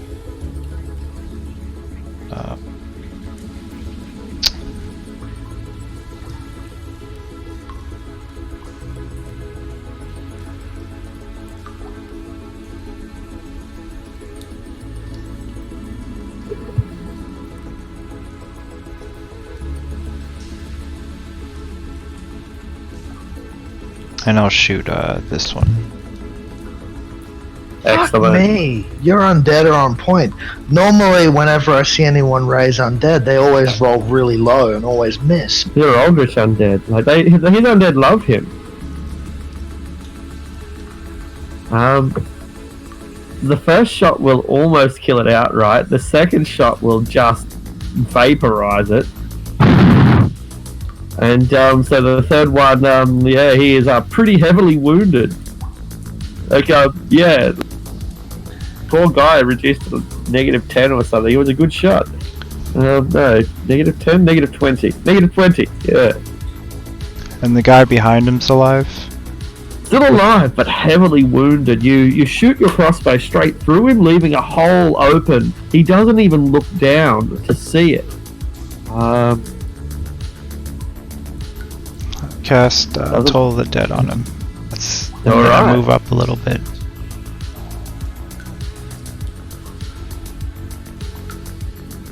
And although the death does not toll for him, he crumbles nonetheless. Even though he is protected from the worst of your spell, he simply cannot. The troglodytes are Have I mentioned they stink? They stink. Homunculus! Alright, he's for the time being, he's kind of hiding behind Lucius's shoulder while Lucius is facing this disgusting thing, and it's gonna hold an action to attack after this thing attacks Lucius. Lucius is clenching up like, oh fuck, this is gonna hurt! Alright.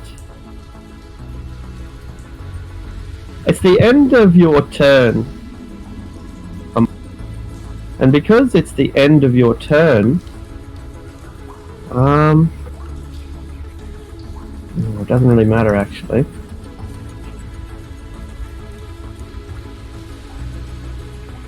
I need to see through someone else's eyes momentarily. Zebram, you can see so precious.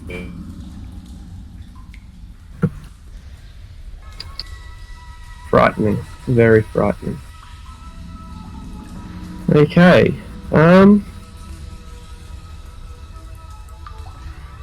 Aldrich, you get a psychic imprint within your head. Something is probing you deep within the folds of your mind, finding the darkest recesses and scraping away at them, mining them. Tap, tap, tap, tap, tap, tapping them. And then someone contacts you. It can all be yours. Everything you want. Together, we can convert the entire population of Waterdeep. All of them. Tens of thousands of souls, followers, worshippers. All following the God that loves you so very much. If we were to form some sort of then, we would be unstoppable.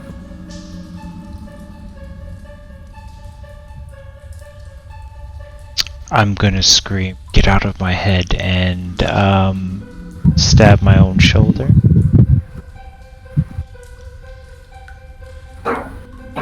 Harsh.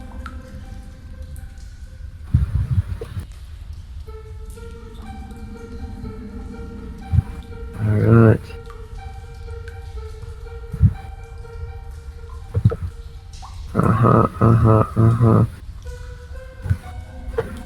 Then, if you shall not be cooperative, you must die. Oh my god, this massive blue tongue lizard just emerged. It's like 2 feet long. That was a little bit frightening. Got your own troglodytes. 4 feet. It is an attack of opportunity on if I wanted to.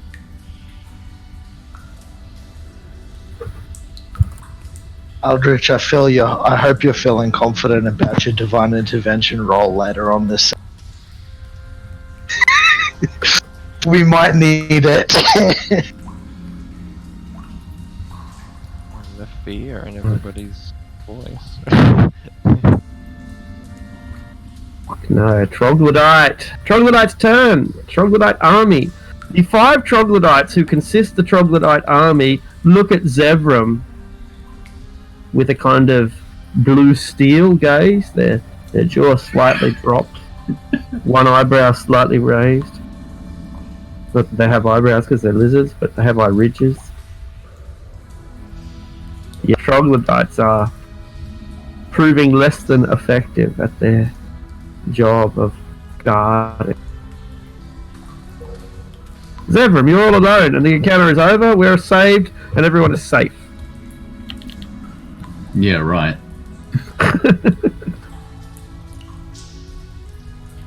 I'm gonna follow Lucius's last command and move 30 feet.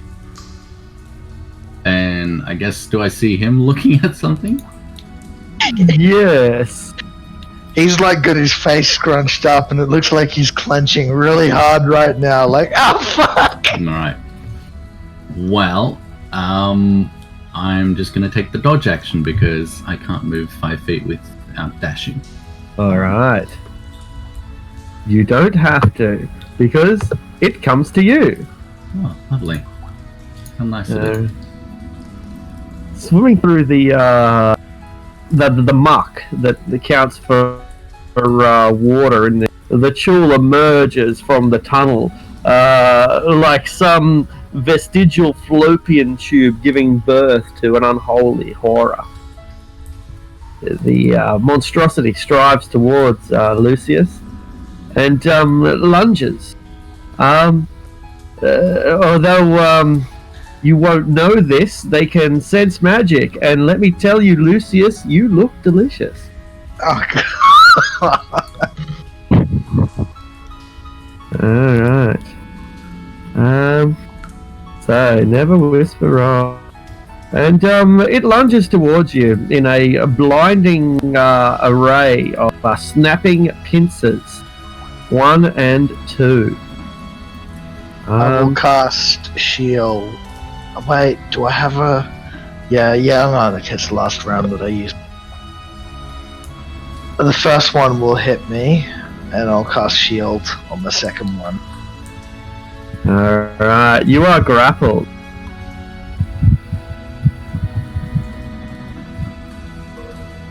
Alright, so... It could have been worse. And my homunculus will then use its ready attack after. Alright.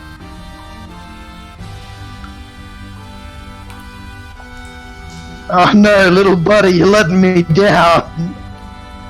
He is afraid. That would make sense considering he shares my thoughts. A chill emerges from out of the tunnel, but when it comes towards you, it instead drops beneath the surface and can no longer.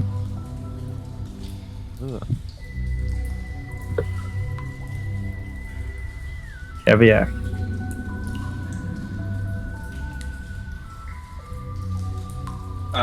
Seeing the big monster into the water.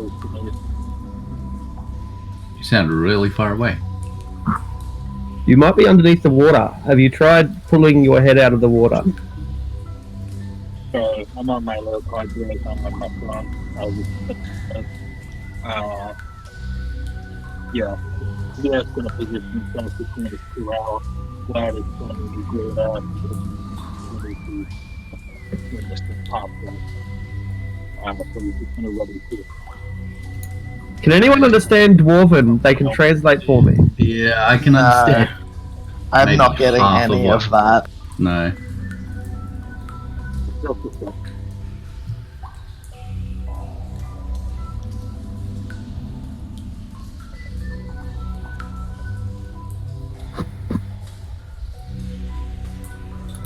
Well, whatever the case is, take. Yeah, now we can hear you. Yeah. Sorry, I was on my AirPods. Right. Keviak's gonna position himself between his 2 allies, pull out his great axe, and get ready to play whack-a-mole on the first target that presents itself. You look like a bro. Alright. So yeah, he's gonna hold his action to make 2 attacks if that thing pops up. Alright, do you get 2 attacks with holding action or only 1? No, you only get 1 attack if you hold your attack action. The only time you get more than 1 attack is if it's like a spell that accounts for it, like Scorching Ray or Eldritch Blast. Ah, nice ruling. I thought it was just whenever I make an attack action, I can make 2 attacks. Nah, it's with readied actions, you can't. It's a bit annoying, but they did it for balance things, because you can cheese it if you use a reaction to get multi-attack. Well, just imagine a case where everyone readies their action. So let's say they're all fighters, and someone lures a creature around the corner. Suddenly, 8 attacks out of nowhere. Yeah, that is a good analogy. Yeah, particularly if they're archers, then it's just incredible. All right, so when you ready your action, you get basically like an opportunity attack, more or less, a free attack. You could alternatively ready it for a special ability like tripping or something, but you probably don't have such an ability. I was just giving it as an example. So, so what are the circumstances when will you strike? When it appears within my range. All right, the aboleth. The creature that just disappeared into the water in front of me. The chul. Excellent Or work. just when any creature that's hostile appears in front of me. I'm not specifically looking for that one, but it's the one I'm anticipating. Very good wording. That's excellent wording. So as soon as a hostile creature appears that does not look like a dark elf or eldritch, you can attack it. Gotcha. All right. Adrastia. Let's see.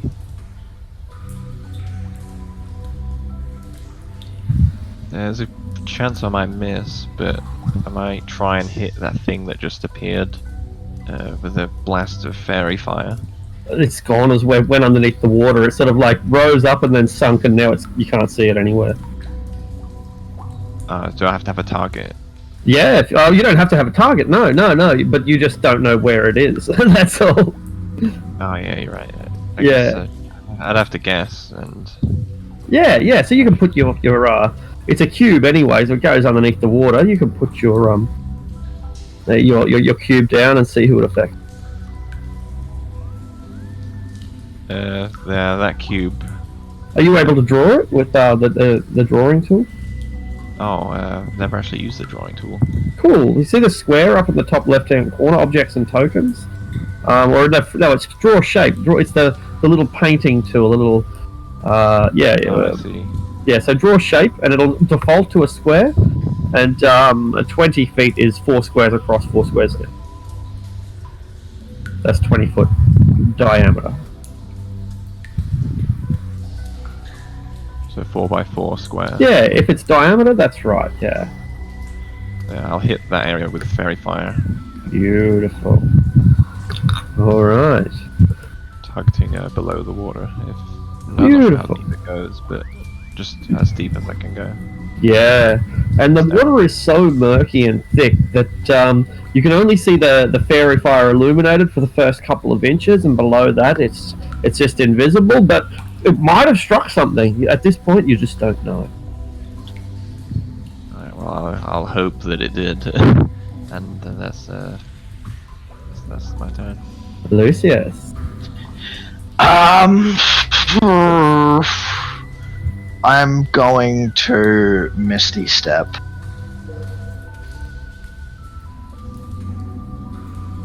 That's one way to get out of a grapple. The Chul is so pissed off. It's like, no, what is this Halasta Black Coat bullshit? And then I'm gonna turn around and firebolt. The firebolt he can handle, a bit of firebolt, that's part of the course, but jumping out of a guy's claws, that's rude. That's a good shot. It's got these central eyes at the front of its head, but beneath the armored plate, and you just burn straight into them, like popping the eyes on a wolf spider. And I'm gonna step an additional 10 feet away.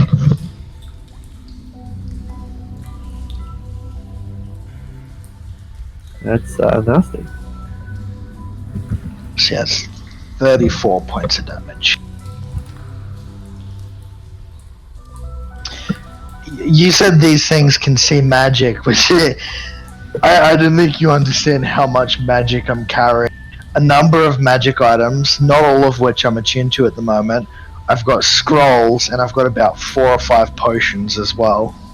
So It's going to loot your corpse. This is a sloping room for the record, this room that you've backed up into, Lucius. It's a very slippery slope. The stench continues even into here, as you might expect. And there are a few corpses of those lizard men that you've seen, but also some strange humanoid fish people. okay. The fish people have spears and very simple satchels, so they're quite clearly humanoids, yeah. Or maybe I'm just specious. Maybe a beast could carry a spear and a satchel. I don't know, but I'm Would going to mark that as a Lucius- humanoid. Would Lucius recognize them as a certain fishy humanoid we've come across before in Xanathar's lab? When did we come across them? Kuatoa, they were in that Mind Flayer's room. Ah, yeah, they were too, yeah. Regular Kuatoa. That's what they are, they're Kuatoa. If anything, these ones look more savage, and, I mean, they're dead, so I was gonna say they're sickly, but they're more than sickly, they're dead. So, yeah, there's a couple of Kuatoa corpses, a couple of troglodyte corpses. It looks like they may have done battle before their death.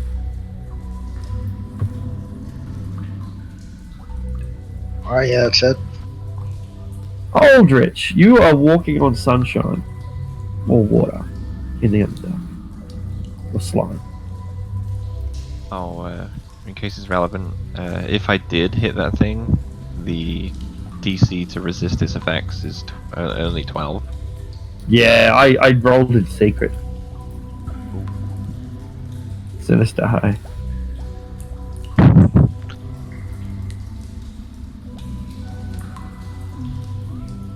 And Mr. Aldrich. yeah, I moved. I guess that's the end of my turn. I'm gonna hold an action. If a hostile comes in view, I'm gonna cast Toll of the Dead. Excellent, excellent, excellent. Your skeletons act on your turn, don't they? Yeah, they act as like a bonus action, like if I give them a command. Oh, right. Okay, cool. Alright, good to know. Homunculus. I was gonna disengage and fly over to. Alright. Homunculus lives to magic another day. Yeah, I was gonna say, that thing's made of magic. If I Exactly. escape, I know what it's about to gobble Yeah. up. If, my magic cherry has disappeared off my magic bun. It's not a happy day to be a chore. Is there ever a happy day to be a chore? Maybe. Alright. Rising from beneath the surface of the water comes a hideous creature. Part fish, part tentacle, and all horror. All monstrosity. And it looks over and it sees Keviak. Keviak, what do you want? Like, of all the things that you could have in life, what stirs you? What gets Keviak's loins a moving?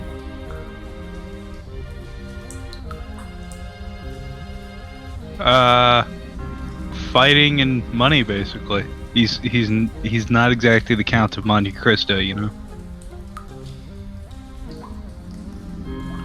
It makes it hard for the amulet to appeal to you. Nonetheless, what if you could dream of more? What if the amulet were to share with you the location of the throne of Malakin? What if you were to be not just a warrior, but a conqueror? What if you had the authority to wage war on a scale not seen in an age? Is that something that you might want? Because we could work towards it together, you and I. Nah. Fuck you then, pal. Don't make deals with fish. Sign from boss. Then, if you will not do as I will by my request, then you shall do as I will by my demand. Oh no. Oh no. I'm immune to charm. Really? Right. Raging barbarian, mindless. Oh. The Avaleth is furious and disappears beneath the water.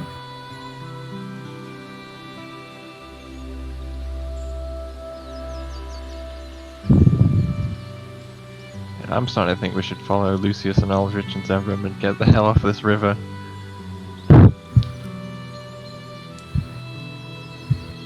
Troglodytes, stare at Zevram, waiting for his command. Zevram, what is your command? Stay put. We shall obey. So I'm going to move there, and then I will slice at the Chul. Oh, yes. Second attack. You have dropped your sword in the water. God damn it. Can I pick it up as a free action? Yeah, alright. Yeah. This isn't second edition, so you get away with critical damage. Okay. And then follow through with my second attack. Beautiful. And I will flourish on this one using mobile flourish. The Chul doesn't care about your flourish. It's not impressed. Well, Chul can, what do you think? Look, it flourishes with its tentacles. What do you think of that? well, fuck you, Chul. Yeah, fair How about enough. that? Yeah, no, that's fair enough. Fair enough. So 15 damage all up. All right. And it's pushed 10 feet away from me. Oh, splash! Does that mean he gets an opportunity attack as well? Don't think it No. works that way because it's unwilling movement. Yeah, that's right. Yeah, exactly.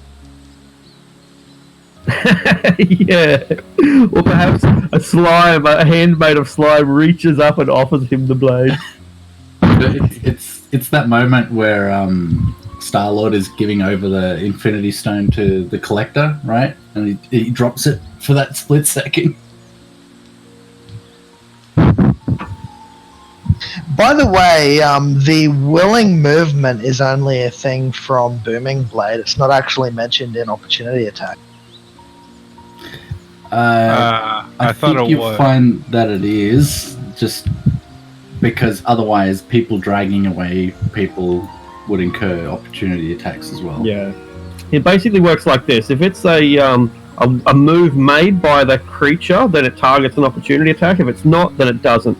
So something like fear, you move, it's your own legs that are moving you, right? But when you get knocked away, like slapped away by a giant or something, that's not your momentum which drives you. It's not your subconscious or anything. It's Yeah. I was just looking at it, and it's not mentioned in the actual paragraph. It's mentioned in the next paragraph that when something else moves you without your movement. Okay, cool. I forgot to move there as well. The whole deal was that I was going to push it away and move away. That's unfortunate because it was about to charge back at you. Right. It emerges from the tunnel, looks around for Zevram, trying to look through its one eye, and when it can't reach him but finds Aldrich instead, it moves towards him, flailing its tentacles as it goes. Makes a couple of attacks. Oh, have you got a held action? Yeah, the Toll the Dead held. Was he damaged or undamaged? He is damaged, yeah, pretty heavily. Oh, hold on, I gotta go roll the other. Sorry. Yeah, cool. That's 17. Damn.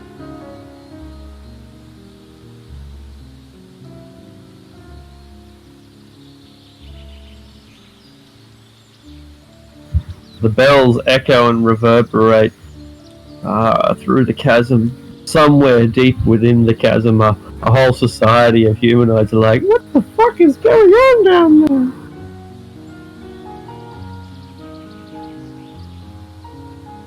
Is it 19 damage or is that different damage? Oh, it's 19 damage. Oh, right. Sorry, I thought you were waiting for the rolls. It's a pretty heavy injury, and it reaches down with a pair of its pincer attacks. Does a 25 hit? Yes.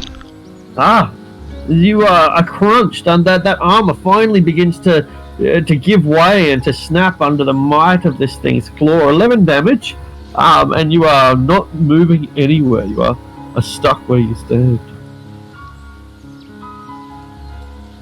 Meanwhile, Keviak, you present a tempting target for a hungry Chul, and it swims through the water and emerges beside you. but it comes up from underneath you, and you're not really sure where it's coming from. I'll give you a perception check against it. Even though you can't see it, you might be able to feel it sort of getting around. So yeah, I'll give you a perception check to kind of see if you can anticipate where it's coming from. Otherwise, it'll be advantage on its attacks. Yeah, you've got a sense of where it's about to be just before it emerges, and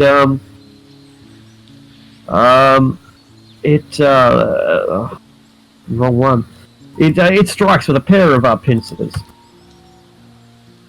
The second one grabbing you place for 8 damage and locking you from going anywhere.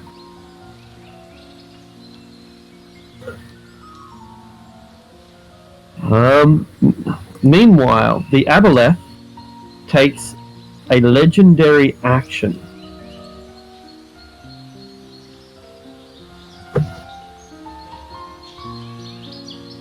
And Keviak, you feel a surge of water underneath you, like some great big thrashing entity beneath the water. And you are struck by the Aboleth's tail strike. You can't see it coming. There's an 18 hit. It does not. All right. There is this bashing thing underneath the water, and even as the chill wrestles with you with its tentacles and its claws, something is still striking you from underneath as well. But it's your go at least. Yeah, Kiviak's fine being restrained. He doesn't have any intentions of moving away from this thing. So he's gonna make 2 swings at it with his big fucking great axe. All right. Regardless. No worries.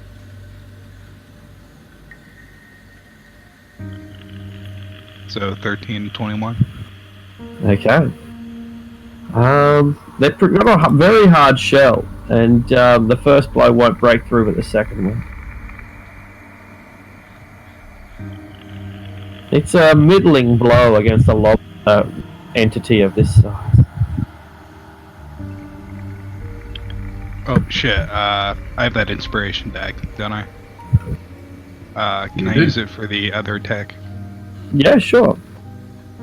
Yeah, you get one per game if that's what you're asking. Yeah.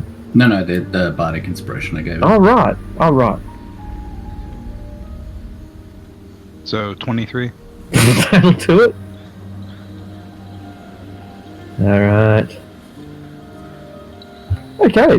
The second blow is quite devastating, and between the rain of blows, you begin to crack its shell and expose the white flesh beneath. I also have my ready to attack, don't I? Because it showed up in front of me, right? Yeah, that's right. Yeah. So another 23. 23 is also hitting. Okay.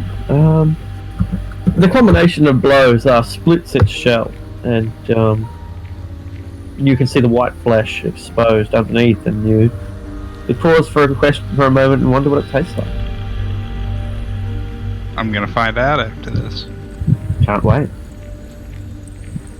Adrasthia. You just saw another one of those entities emerge from the tunnel before going underneath the deep and fetid water. At this point, you don't know how many there are, but you can hear someone battling them up to the northeast. It's a chaotic and dirty situation.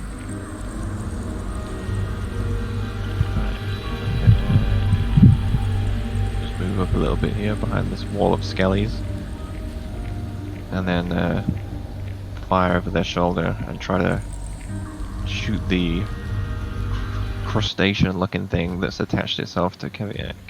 All right. And try to shoot it off of him.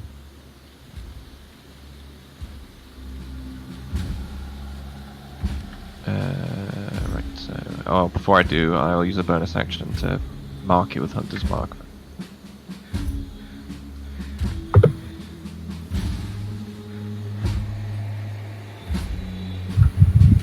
So... 14 piercing, and if it happens to be an aberration, 18 piercing. Certainly is an aberration. Alright, nice. It's a crippling wound, and it's beginning to wear down, beginning to slow down, but it's fighting on furiously. I'll give it one more. For 14 damage. Okay, again, another decisive wound, but not enough to take it out. And that's the end of my turn. I'll just Alright. yell out to Kaviak, like, as soon as you get free, you know, head this way, we can't stay here. Sure. Got it. Bit busy. While Keviak is responding, the creature strikes from beneath the water again, thrusting out with its tail.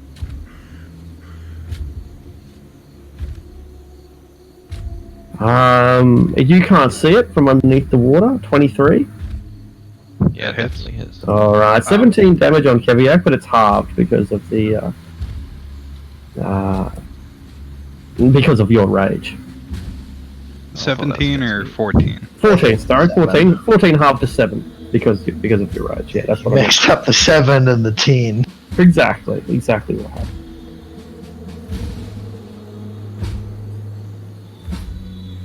happened. Lucius. I shall move up and I shall firebolt this.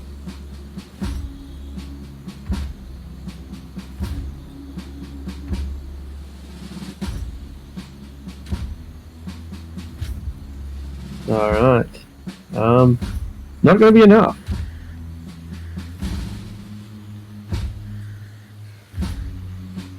That's it.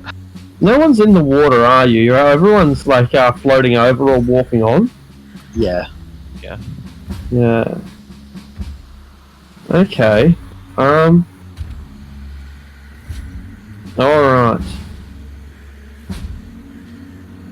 Look, all of you that are on the water have to make a strength saving throw as the water suddenly surges all around you and magically rises up. Just a tidal wave emerges from as if from nowhere. Everybody who is who is above water, strength saving throw. Does that include Keviak flying? Sorry, does that include Keviak flying? It does. Yeah, it does. Yeah, but you have advantage on the strength save due to your rage. The Like, water yeah, ends. The water ends here, so we're more than 20 feet away. Yeah, that's right. Zevram and Oh, okay. yeah, you're fine. It's a slippery slope where you're standing. It's a mossy, mucky area, thick with slime but no water. All right, DC was 14. Anyone fail? 2 skeletons. Some skeletons. The skeletons are washed underneath the And- water and are now. Yep, and you as well. Ah, yes, you did too.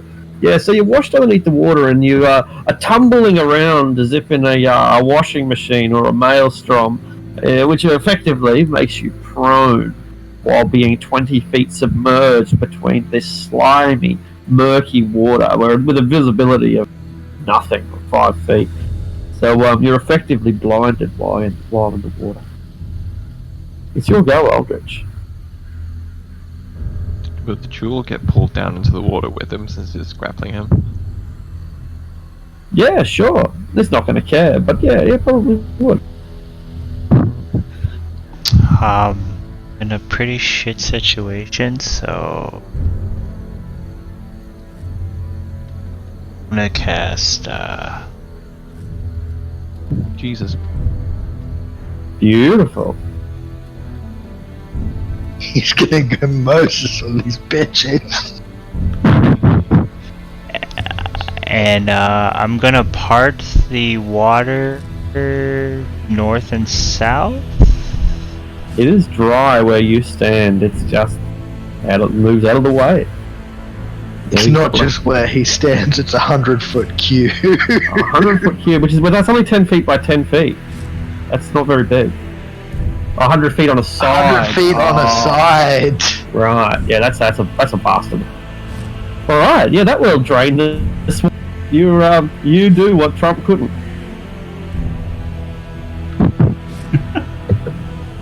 I think it might be best to just put 100-foot aura on Eldritch and say there's no water around it.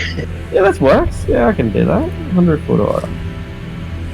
But doesn't that mean that everyone that's standing on the water is going to fall however many feet to the bottom of the river?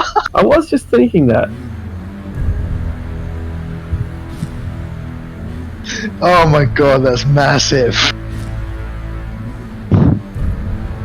That might be too big. Yeah, make it 50-foot aura because Yeah. it's 100-foot on the side. It's not 100 Yeah. foot from.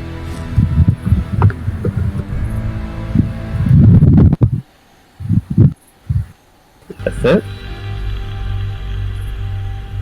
Alright, that will expose the submerged, no longer submerged individual.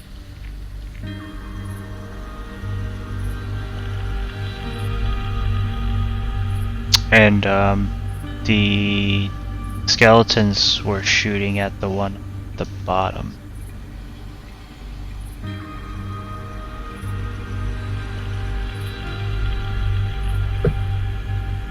Water's clinging to Caviac, I think. The skeletons, they like are highly trained. These are like elite skeletons. Each of them hit 16, 25. The Chul is all but destroyed. It's hanging on through instinct alone. You know, you're pretty sure that it's brain dead, but it keeps moving. Well done, skeleton. And then I spit on the this bug thing's face. Alright. So everyone up here, everyone in this room, suddenly falls 30 feet. So I'll just do the same damage for everyone to make it simple. Everyone takes 8 points of damage, which kills the Chul instantly. And, yeah, that injures the poor Aboleth, the poor innocent Aboleth, who never did anything. And the rest of you, yeah, down here in this room. Take 8. So yourself, Caviac's yeah. accepted from that because he's flying Caviac is indeed. You fall. Oh no! But are you flying at the moment? with his boots.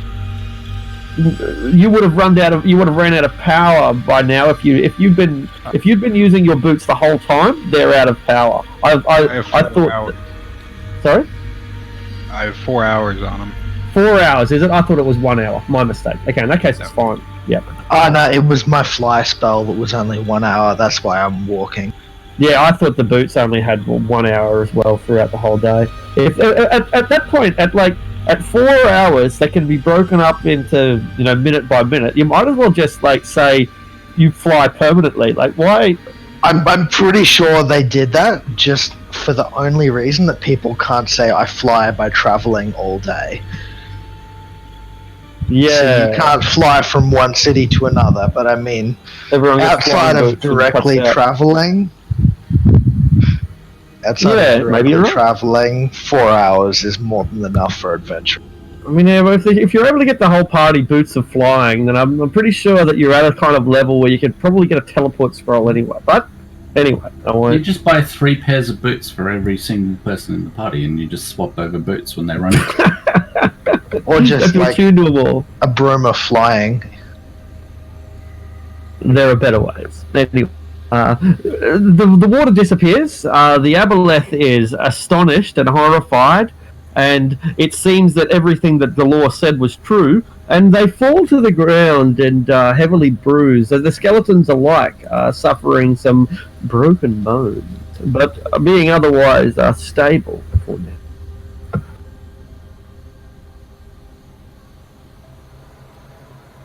But while it's flailing around, while it's flapping around and just making a general nuisance of itself, the Aboleth again strikes out at Keviak, throwing all the attacks into it that it can possibly manage. 26 Keviak, Hit. 14 for half, 7 damage. Bam, bam, bam! You're being slapped by this great slimy whale tail across the face. Pop, pop, pop, pop. Slimy.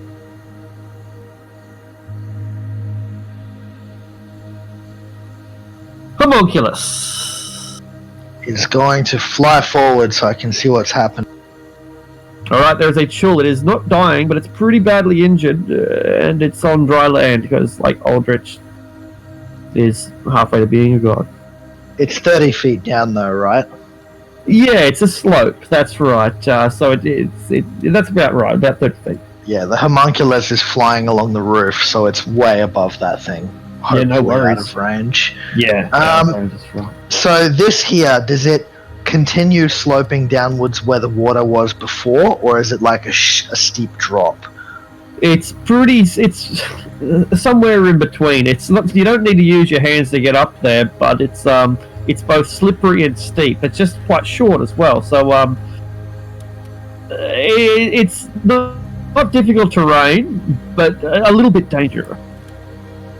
I'll ask on my turn because there's something specific. All right, Aboleth, it's your go. All right, Aboleth is admittedly getting to be a little bit afraid. Just when it's about to use its mucus cloud, it is unable to because there's no water for it to disperse the mucus within. Throws things out terribly, and it has no choice now. It's going to have to use the most primal, the most simple of its options, and just start slapping anything that it can reach, anything that's within its way. There's some skeleton. There's a Drastia will be out of range, and Keviak. Alright, let's destroy one of these skeletons just to get it out of the way. Slap. Crunch. The skeleton is knocked out. Just nothing but a pile. The Aboleth moves in closer now and continues its slaps. One on Andrastia and one on Keviak. The first on Andrastia and the second on Keviak. 23 Andrastia? Yeah, it does. Make a Constitution saving throw. And a 15, you should be fine, Keviak. Well, it'd be 18 because it's reckless attacks, but it's still fine. Oh, Good call. wow. That's rough. It is quite rough. Alright, nothing happens, you have nothing to worry. Yeah, I bet. The troglodytes are still staring. They're wondering when back and give them. I sort of look to Lucius. Are we fighting this thing, or are we running away? Lucius is starting to gather green energy on his finger. Right. Let's see if I can make it. I can't make it.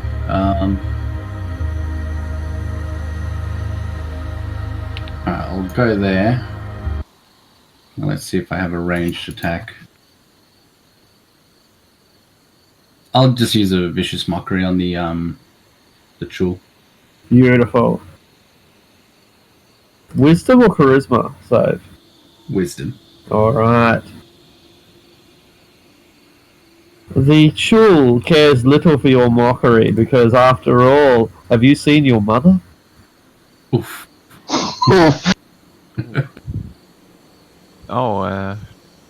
I just read through my abilities because I thought I might have something that might help me here, and Sure. apparently I have advantage against all abilities that aberrations have.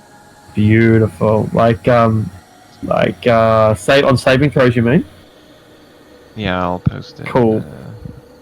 As a bonus action, I'm advantage just on going to saving give, throws against spells And abilities. whatever. Perfect.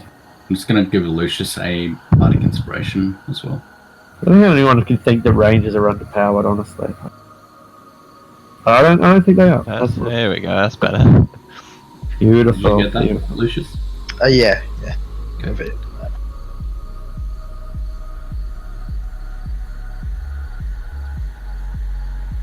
All right.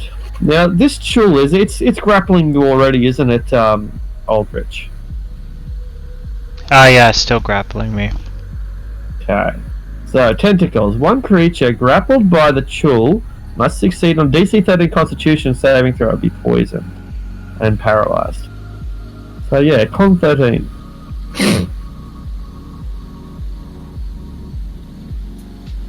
The same will be done to. Oh no, Keviak, you're not grappled because the one that was holding you is dead. I'm going to use my inspiration. Go ahead. You're fine. It slaps at you with the tentacles, rubs all over your face, and protrudes inside your mouth. How is it that you're able to tolerate this disgusting? I have a flashback of when I was in the war camp and someone was shoving something similar to a tentacle down my mouth, and I have a PTSD moment right down. Indeed, bratwurst is the worst. Alright. That sounds like something the drow would do for torture. It really does. Shove a tentacle down your throat. Indeed, a live eel maybe. I was talking about penis. Possibly. But I would say that a drow penis would barely be enough to whet your appetite. But anyway, the Chul moves in and tries to latch Keviak in its mighty grasp. 19 and 14, Keviak. What do you think of those apples? 19 hits, 14 doesn't. Oh, does it? There you go. You are grappled, and it clenches around, giving you a bit of an ache around the belly area, but not really hurting. All right. At the end of the Chul's turn, the Aboleth slaps Keviak with its tail because it ain't got many options left. Bam, Keviak, across the face. You have been wailed upon. 19 half to 9. Yep. You'll go, Kev. Keviak may be grappled by this other Chul, but this tail constantly hitting him in the face is pissing him off. So, completely ignoring the creature grappling him, he's going to make 2 swings at the Aboleth. Alright. Reckless. Devastating. Or does the 19 hit? Oh, yeah.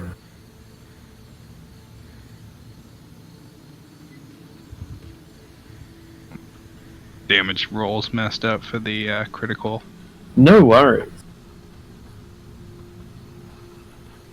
If you press the adamantine great axe button again, it should work. Should I roll the damage? Underneath the, if you press the one that has the critical, I think it rolls a critical. Yeah, it's giving me a syntax error. I'll just do it manually. Okay, cool. Wonder why.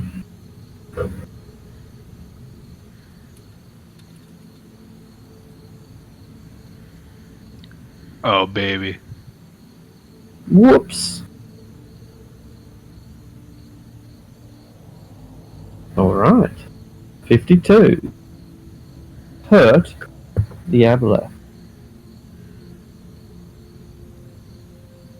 Shit, that's nasty.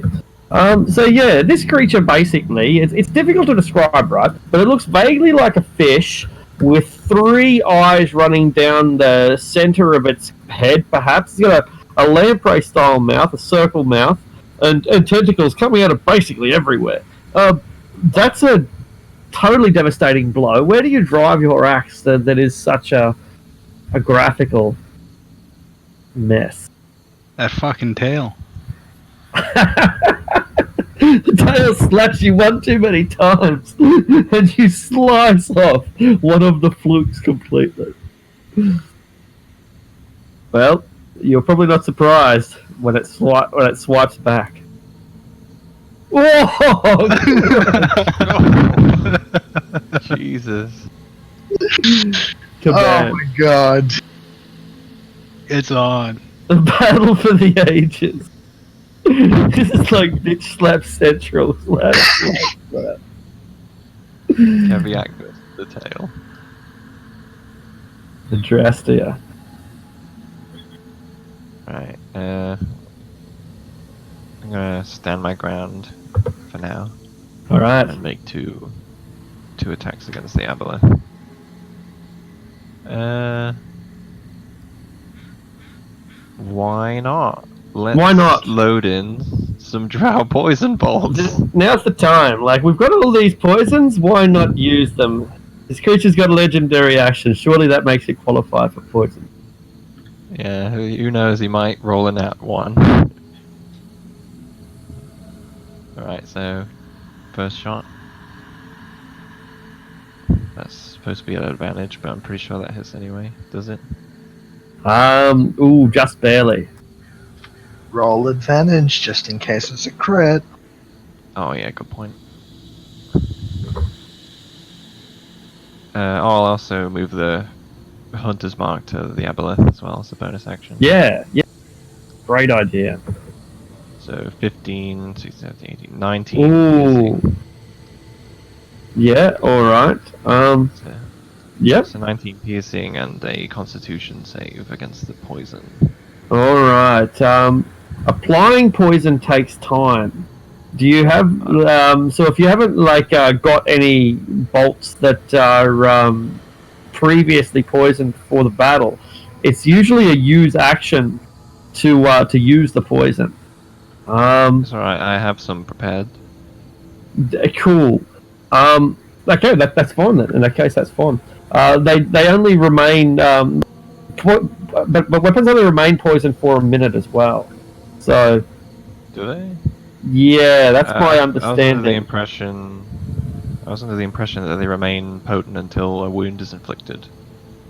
But yeah, I think they have to be used within 1 minute of application, as well as I understand. I think rules is written. That's kind of the anti-cheese rule, but it's up to DMs whether or not you want to allow poisons to be more realistically managed. I'll just take a look real quick. Yeah, you can't have your weapons constantly poisoned though. Like let's say a sword for example. You pull it out of the sheath. It's not as if it's dripping with poison when you pull it out of the sheath. And the same with bolts.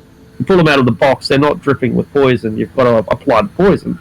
Unless your sheath is full of poison. Unless your sheath is full of poison, that's right. Yeah, and in that case, then it's either going to drip or dry out, or if you've got it magical, that's another thing entirely. Yeah, it says here. But so drow, drow poison. It says it's an injury poison. yeah. It says it can be applied to weapons, ammunition, trap components, and objects that deal piercing or slashing damage, and remains potent until delivered through a wound or washed off. But it's got to be applied in the first place, and after being applied, it only. I'm pretty sure it only lasts for like a minute after being applied. That's what I thought. No, rules is written. It says it remains potent until delivered through a wound or washed off. Yeah, right. All right. It's just one of them common house rule things. For now, let's just go with that. But then in the future, maybe let's agree that you've got to specify. Yeah, that works. Applying Yeah, it that works. before. Yeah. I can't. Yeah, that's right. Like it poison is meant to be an application because if you didn't use it as an application, rich parties would just apply wyvern poison to every single attack they do, and and that's fine. But it should take an action to do that because it's a conscious thing. Otherwise, you're just going to do 76 every time you attack. So in the future, we were doing it. In any case, the Aboleth is the master of dreams, and putting it to sleep brings in effect. Yeah, I was going to shoot it with the second one, but I'll just shoot it with a regular shot. Cool. Another glancing blow, but one that wounds nonetheless. I was just checking for a crit there. So yeah, absolutely. So 14 piercing on that one. So 15 and 14, right? I think it's 16, 17, 18, 19 and 14. 19 because and 14. of aberration damage. Excellent work. Alright, the creature is heavily wounded from those series of blows, and Keviak opening it like a can. Flopping around like a beached whale, it doesn't seem so fearsome. don't know. I'm still scared of it.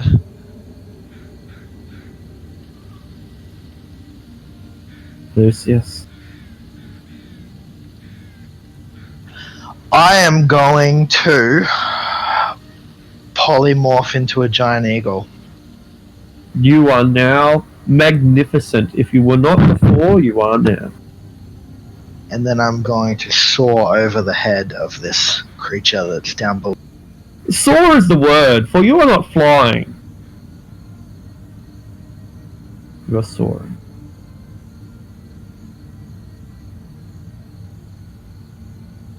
You bring a certain majesty to this decrepit, slimy hellhole.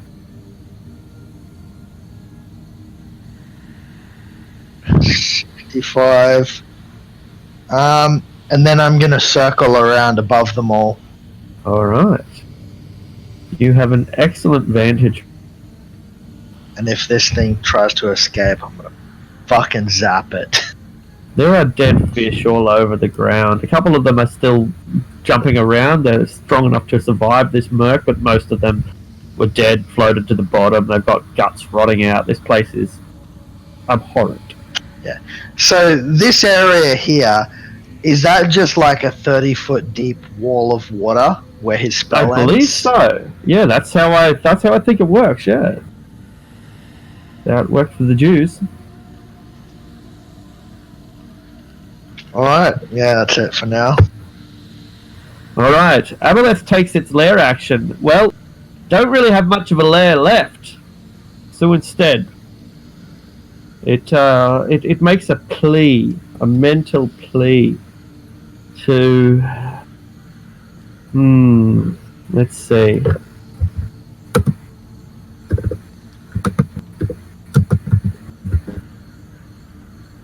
Adrastia, make an intelligence save. Intelligence save. Oh wow. Yeah, make a lot of them do you. No, you don't. At least I have advantage on it because it's an ability that it uses.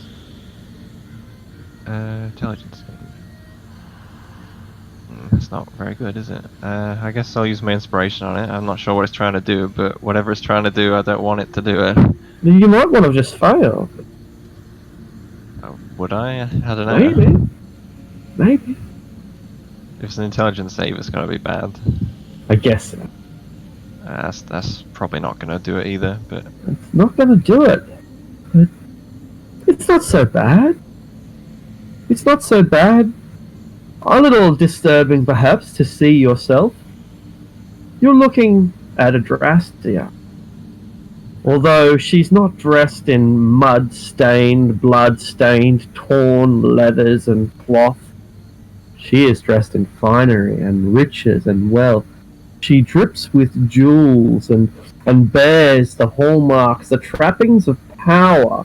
For now, she is queen of all of Sultan. And she looks at you. And she gives you this accusing look that says, look at all you're throwing away with this battle.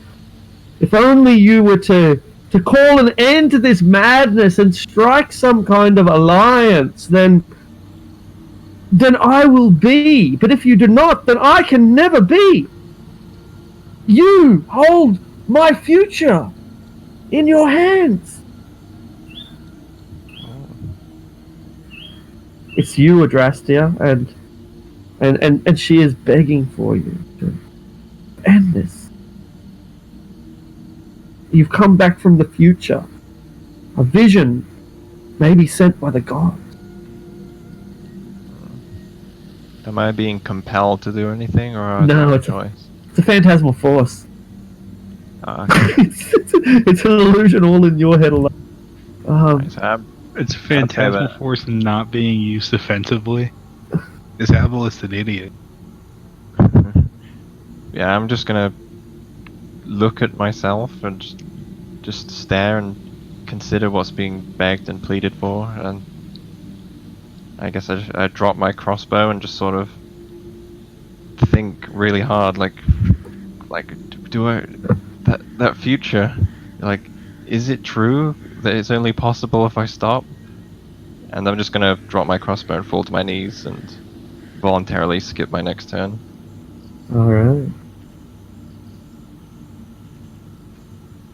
As I just sort of have this internal conflict with myself. Maybe it is using it offensively. I withdraw my criticism. Aldrich, you're fighting with this monstrosity, grappling with it, and it grappling with you. So am I still able to attack it if I'm grappled? Yeah, you're not even, there's not even a disadvantage, just means your speed is 0.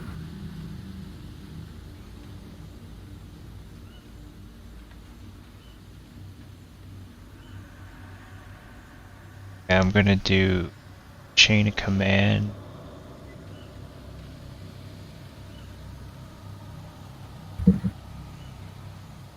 Channel divinity, touch of death. Do 27. Yeah, 27 extra necrotic damage.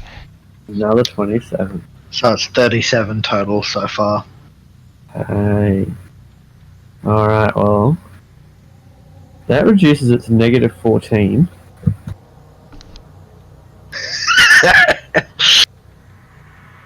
Yeah, it withers and rots away. Its shell breaking away, its flesh liquefying, and its prawn-like legs dropping off the ground and crawling, trembling for a moment before shuddering and ceasing to move ever again.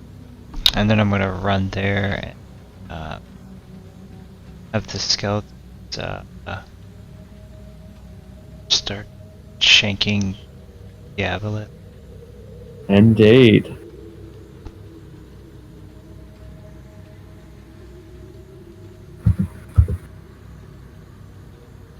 Beautiful work, skeletons. Beautiful.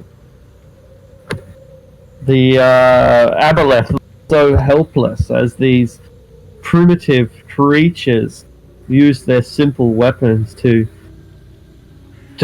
stab at one of the greatest minds that the universe, the multiverse, has ever and will ever know. This is a tragedy on an apocalyptic scale.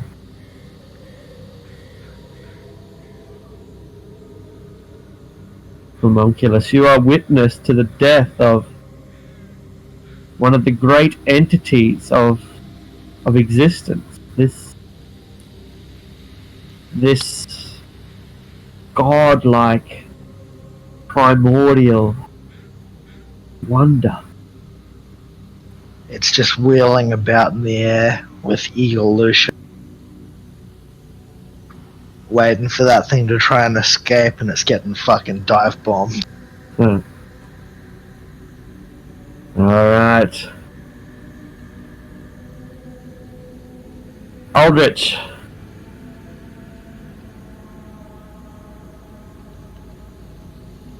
It's going to enslave you. Make a wisdom saving throw.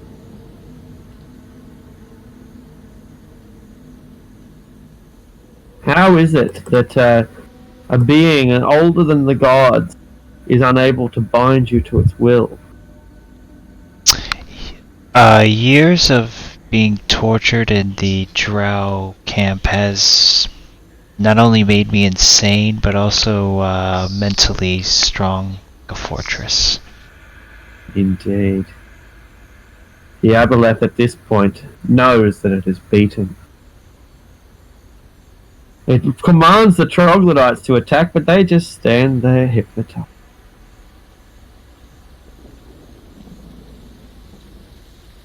Severin. I will just move 30 feet up. So this aboleth, it still looks like it's alive. Yeah, it looks like a beached whale. It's bleeding and blubbering and flopping, but they're still hacking at it. The skeleton drives its sword in and rips out, and this oily blood with a sheen like a rainbow pours out. I think I will just use a vicious mockery on the Chul then. That's All right.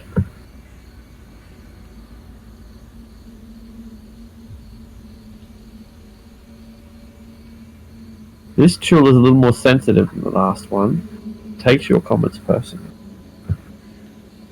And I will give. Let's see. I'll give Keviak another bardic inspiration. All right. The tool snaps at the eagle, but it's far too out of range in order for it to reach. So it continues to try to rip apart the dwarf. But the dwarf's not for ripping apart. Oh, 22, that'll hit. Yep. Alright. Another mild scratch, Keviak. This thing it's got some spirit, at least. It's got some spark. They're taking me down 7 health at a time. That's alright, you know? As long as it's got another half an hour, then you might be in trouble. Alright, but as the end, just as you're lining it up, you'll never guess what happened. You're slapped across the face. Right? God fucking damn it! He catches it this time, using the jolt as a shield. Alright. No, like the part that he cut off just whiffs by him. That's it, it's like, yeah, it would have hit, but... Alright, this poor vulnerable monstrosity, it does seem like it's just flailing around like a high school girl fighting at a cat fight. Yeah, Keviak has unfinished business with that tail. He's gonna make 2 more reckless attack. That's my tail. Oh. This might spell the end.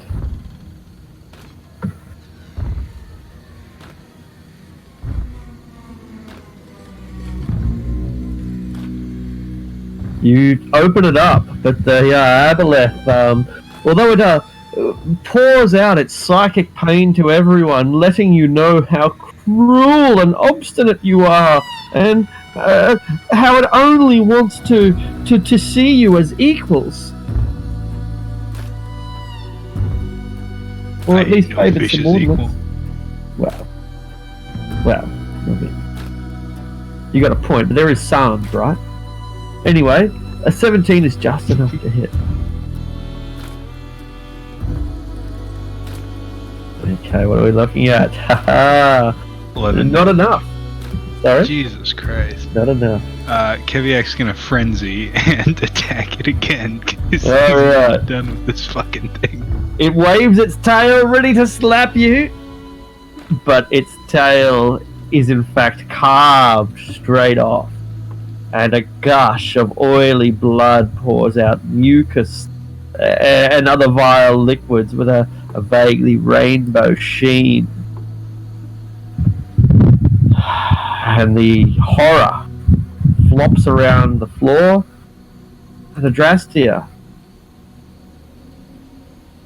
the queen of your imagination, is gone. Just poofs out of existence. I guess I just sort of blink rapidly, and I just I'm clearly very confused. Like, was that an illusion? Was that a dream? Was that a dream? Did I pass out there for a moment? What was that? And I'm just Lucius. kind of sat on the floor trying to put it together. What just happened? Lucius in eagle form is going to swoop down and start trying to drag the body up to the land that he was at before. Alright. You have captured yourself a tailless abalone. So yeah, I'm going to drag that up to... Are we still on an initiative, or are you Not finished? really. There's a heavily injured Chul left, so it and Keviak are probably going to rest for a while. Oh yeah, I didn't see that there. But yeah, so I'm going to grab that and start dragging it towards... Alright. Well, Aldrich, there's one last beast left, and it doesn't look like it's going anywhere. Keviak and the Chul are locked in some frenzied embrace. You ever seen a crab at the beach when, it grabs onto you, and in spite of itself, no matter what you do, it ain't letting go. That's what we got here. I'm gonna just try to finish it off and cast Toll the Dead. Okay. It has little resistance against such an attack and begins melting away, its shell thinning and its flesh liquefying in front of your eyes. Homunculus? Oh, skeletons. That was good lobster you just wasted. Now quite God, rotten. I cannot keep a consistent fucking accent with Keviak. They're doing well. The skeletons are injured, but they can get in and have a go if they want.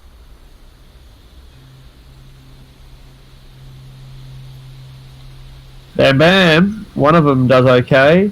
Homunculus. Just gonna follow me.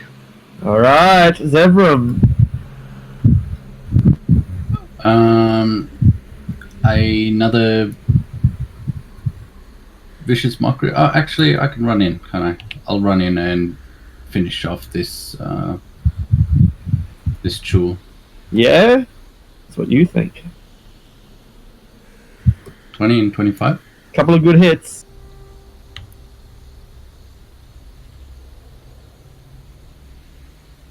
Ooh, beautiful. Alright, bit by bit you remove its shell and expose the flesh, and but striking out in some kind of blind rage. It attacks with its pincer against Zivram, and has another chomp at Keviak as well. So I think I will flourish my cape to shield myself. Shoo! The Chul is bitterly disappointed, but he does respect your magic, and he kind of really likes your cape, and he'd like to have that cape for himself, but Can't have it. Sword to the face. kind of like a bit rude, but guess he had it coming. Keviak.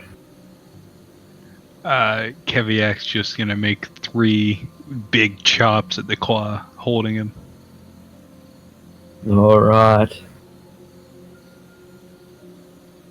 Yes. Yes.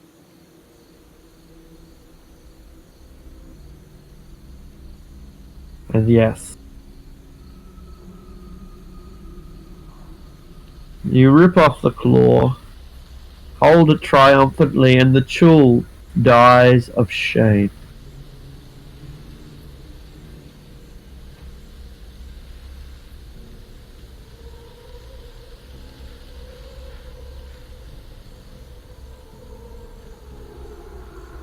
This dry riverbed is vile, and there are dead fish and poisoned crays and greasy, slimy kelps that are lying exposed at the bottom of the dry bed. We should maybe hurry up, otherwise those lizard things are going to wake up pretty soon. So Lucius has dragged the corpse up to the dry area over here, and then I'll take my human form back. Hearing Zevram saying that, I'm gonna hurry up. We just killed this thing. There's no way we're just gonna quickly leave. Do you know how valuable the components of this thing will be? Not to mention it's likely got a lair nearby. Maybe we should go search to the north quickly from where it came from. Aldrich, well, you've got your spell going. A lair? It's giant fish. What could it possibly have? Oh my god, Zevram. I mean, practically speaking, you're not wrong, but to call one of these things a giant fish is really... It's like comparing Sanj to a goldfish you pick up at the market for 20 silver coins. I guess. All right. Well, what do I do? Just keep these lizard things busy? I'll head out there. How many of them are left? 5. Is it? Where are they? Over there. Yeah. I'm just gonna walk over and fireball them. Bam, they're dead. Problem solved, Zephyrum. Oh, all right. I release concentration of my spell. I'm guessing you don't even need me to roll damage on that because they probably don't even have enough to take 15. Yeah, it's superfluous. Yeah. So yeah, I'll walk up to the north. Aldrich, come this way quickly while your spell's going. Should be 10 minutes, isn't it?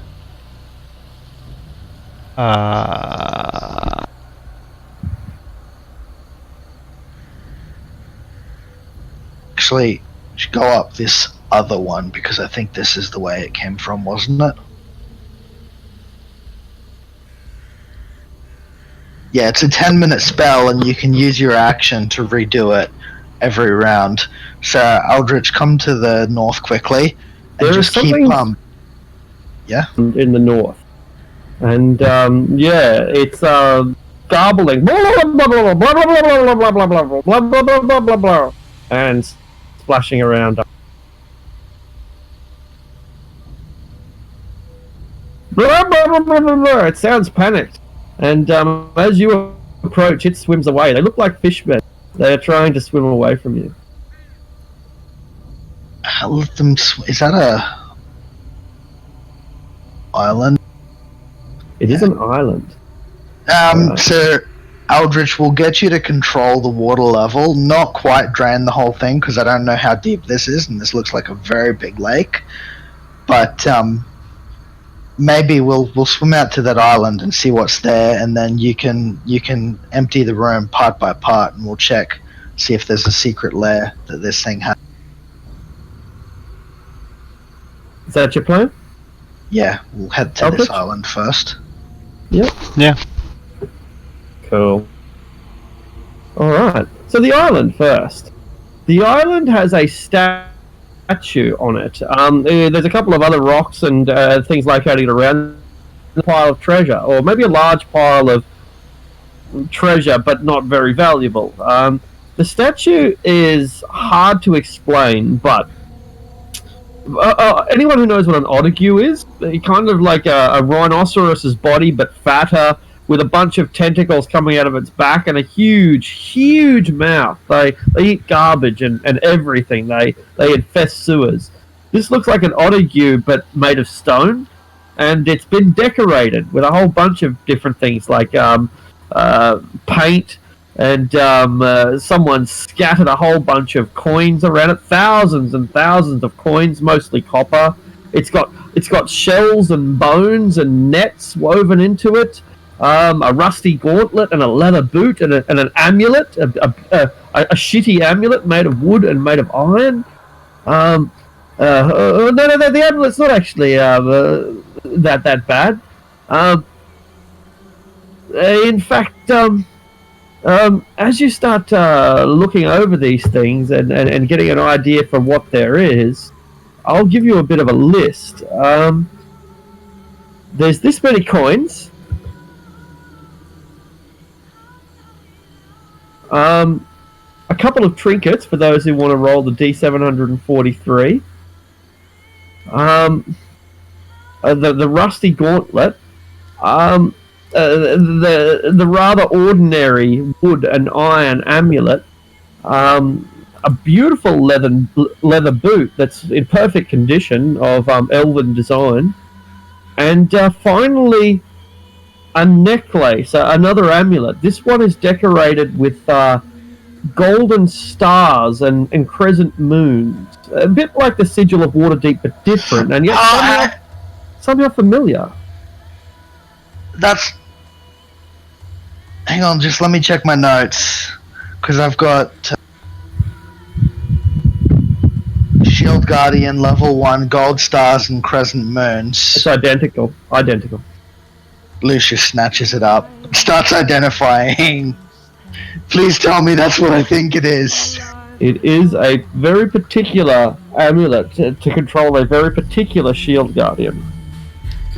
Nice. Yes.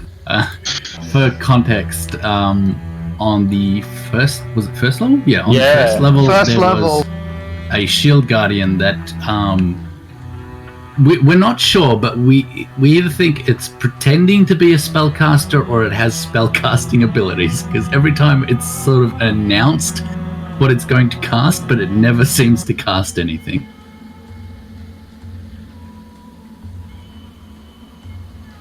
And it was just sort of, I guess, roaming the halls, acting hostile against everything. Yeah, I've just got to caps lock Sanj quickly. Yeah, by far the most dangerous wandering monster in the level. It is such a great encounter, that one. Casting fireball! Yeah. Never actually cast it. I remember the first time, casting fireball, and everyone ducked around the corner, and then nothing came. Well, out of character, can't shield guardians isn't there a big thing that they can store spells? Yeah, from they the can. master? They can. They can store a spell up to the 4th level. This is by far the best piece of loot we've got. Other than maybe Bjorn being awakened, but still. Oh, I don't know, when Zebram stole that sword away from the queen, the Duchess of. Okay, okay. That time that he got a sentient sword basically for free, but still. The sword, by the way, for the record, is still very pleased with you. You know, you're not moving at the pace it would like, but it understands that your overall goal is to help Waterdeep and Skullport, and so it's still on board for supporting your agenda.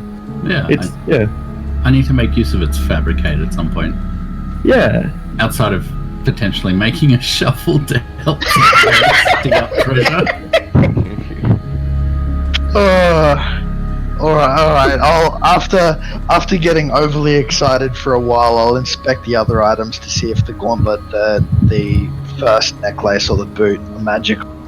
With detect magic or identify? I will ritual detect magic because it'll take too long to identify each of them if they're not. Yeah, they are. The boot is magical. The gauntlet is not. And the shitty necklace, I'm assuming, is not? No, and it falls apart when you start playing with it. Alright. I'll chuck the boot in the bag. It's just one boot. One boot. It's the left pair? boot.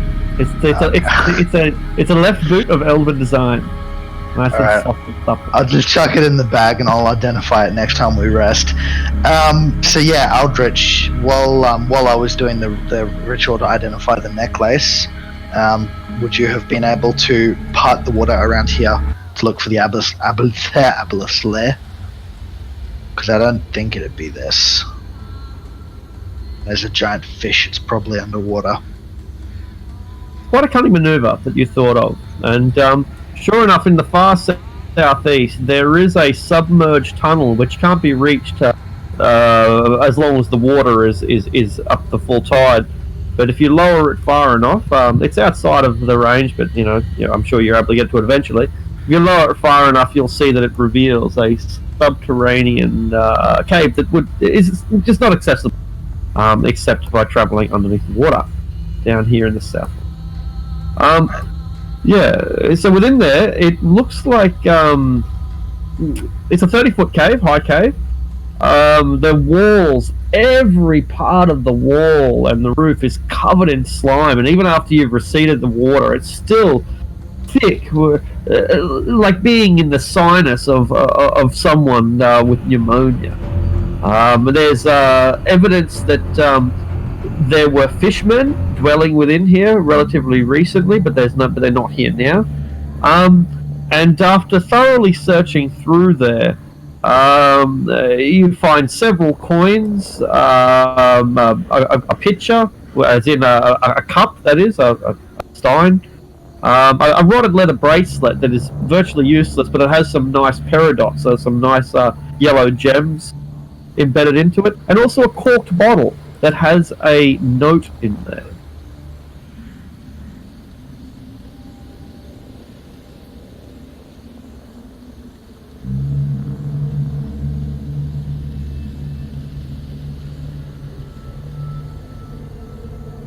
Well, if no one else is going to do anything, then I'm going to attempt to open the cork bottle. You find a scroll of magic weapon. Ooh. I pass it to Lucius because I don't think I know how to read that properly.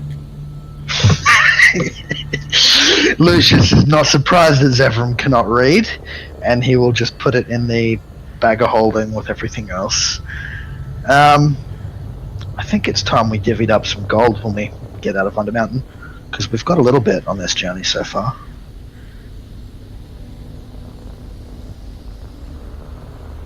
Is that the plan? To head out? I mean, we can keep exploring the level for a bit, or we can head out. I couldn't care much less about anything else than I really want to go find that Shield Guardian now. Yeah, out of character, I'm fine with just going back up, tracking down that Shield Guardian, and regrouping up top. Cool. Well, I do wanna like dismantle the aboleth and take a couple of parts, because that'll be really good for crafting potions and magic items and stuff. Oh yeah, unless there's opposition, Keviak has already shoved that tail in his bag. You shove a whale tail into a bag. you can carry it over your shoulder, perhaps, but I don't know.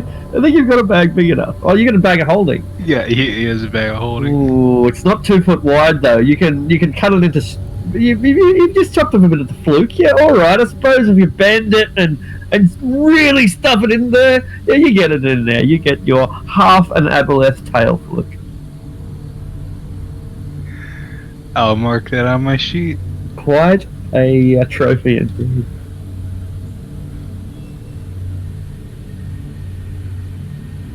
Alright. So, who's going to do the harvesting? You'll have a survival check, but the conditions are awful though. We don't have all day, so unless I guess Aldrich could drop the spell, but in any case the conditions are awful. It stinks in here, it's slimy, and you have it's a flat survival check with no advantage. Alright, who's best at doing these? There we go. Fucking Aldrich! Well done, Aldrich. So you've managed to pry out whether it's the eyes you want, or the blood, or the flippers, or the genitalia. It's up to you. You can harvest the parts of the aboleth that you like. I ask Lucius which parts are the ones that are valuable to him to take out. Well, the 3 eyes, the teeth. Has it got a tongue? A tentacle tongue. Tentacle tongue. Hey, I'm just gonna write this stuff. I also got Sanj to tell me before some of the other stuff we should harvest from it, so. If they're non-magical in property, Keviak will also take this aboleth nuts. Alright, you make an investigation or medicine check to find its genitalia. Genitalia was one of the things I was gonna ask Aldrich to get. Why does it have genitalia in the first place? Well, that's the question, isn't it? Aren't they That's right. asexual? That's right. Sorry, go ahead.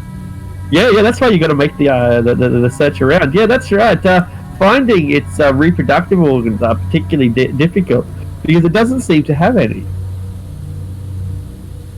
It doesn't seem to breed at all. In fact, Look for a cloaca. There's no cloaca. There's not even a cloaca. That's what's so scary. There's no apparent way of it reproducing at all. Alright, so. No wonder it was so miserable. All the memories in the world, but it doesn't have a memory of having sex. It's like, yeah. Anyway. What did it spend its time thinking about? Damn. In a pool of mucus. Oh no. So yeah, that's. I tried to kill everything I saw too. Where did that mucus come from? That's the stuff that I would have asked Aldrich to harvest. Alright. And I would have also got 3 vials of the mucus that's lying about on the wall. Alright, you have 3 vials. Each of them looks like they contain one serving. Did you say one serving? I did. Fucking hell. Recommended calorie intake. Alright. So we spent quite a bit of time here, 20 minutes or half an hour or so, picking up every last coin, and we're standing in the shadow of this otague statue, draped over with a fishing net and a sort of. Does someone want to roll the 2 trinkets? One was rolled. I already rolled one, but someone else rolled the other one. I don't have the list. No, I'll get it then. Yeah. Let's,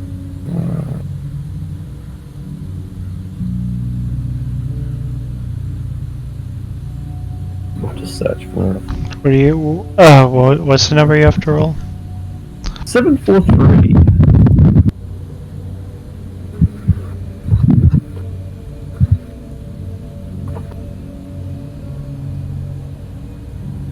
Aldrich has really been the MVP this time round. One is a rank from a lost legionnaire, a drow sergeant from some unknown unit. You found his badge, and the other one is a small picture, a small carved image of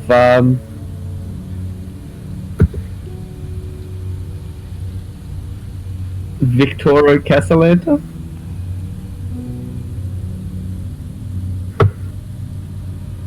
Is it a flattering picture? It's quite hideous. It makes him look like a Tim Curry style devil. Oh my god. With the Tim Curry smile? That's right, yeah. All too creepy. Oh, imagine Tim Curry with like Steve Buscemi eyes.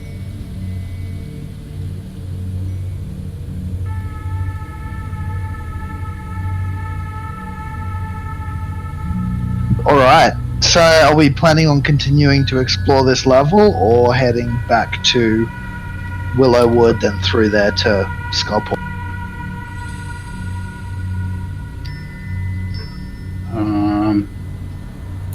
I don't know. Are we sort of hand waving this, or?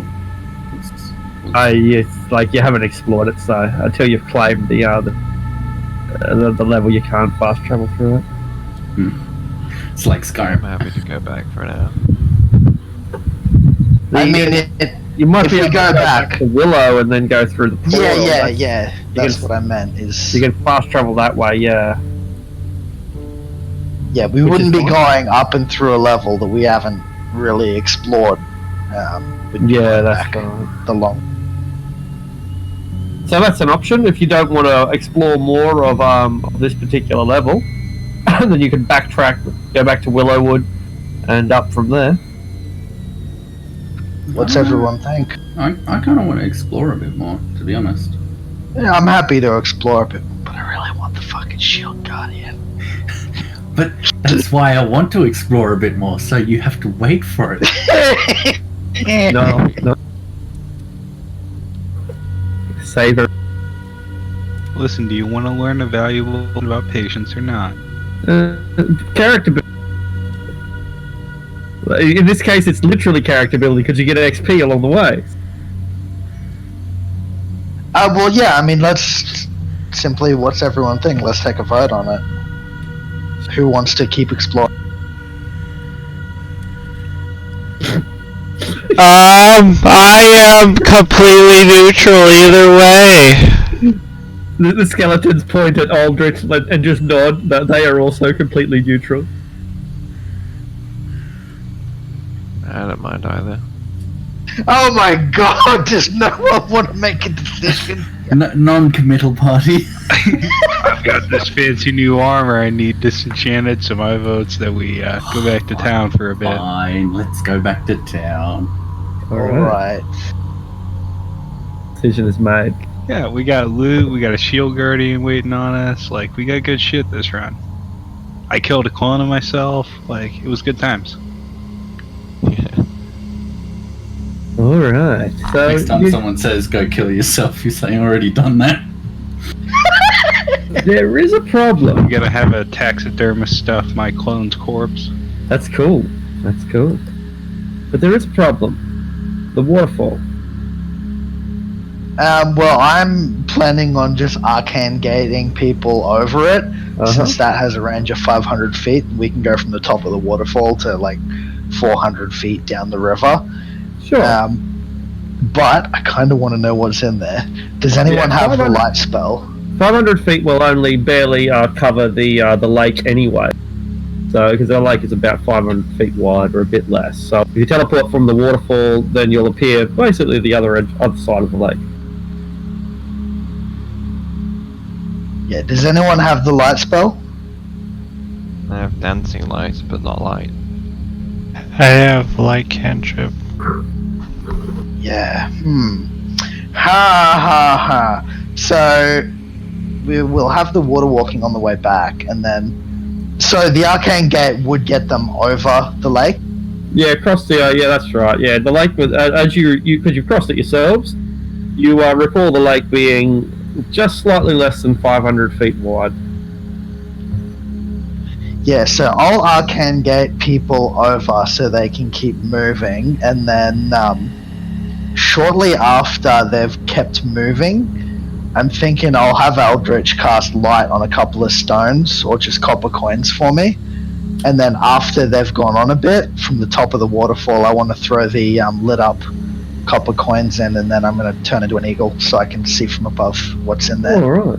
The plan works very well. It's a brilliant plan, and where the dimensions are just big enough because the lake happens to be about 480 feet wide, and so your plan just happens to work perfectly. You drop the coins in, then start flying around, and wherever you drop the coins, you see like a great snaking figure. Imagine like the neck of a plesiosaur, or the neck of like a reptilian giraffe that ends in a kind of dragon or crocodile head. Only there's multiple of them. These extremely long serpentine necks are poking out of the water, or wherever you look. Mega Nessie. Do they look like they're all from one creature or different creatures? It's impossible to tell because they're poking out of the water, and there are two clusters of them.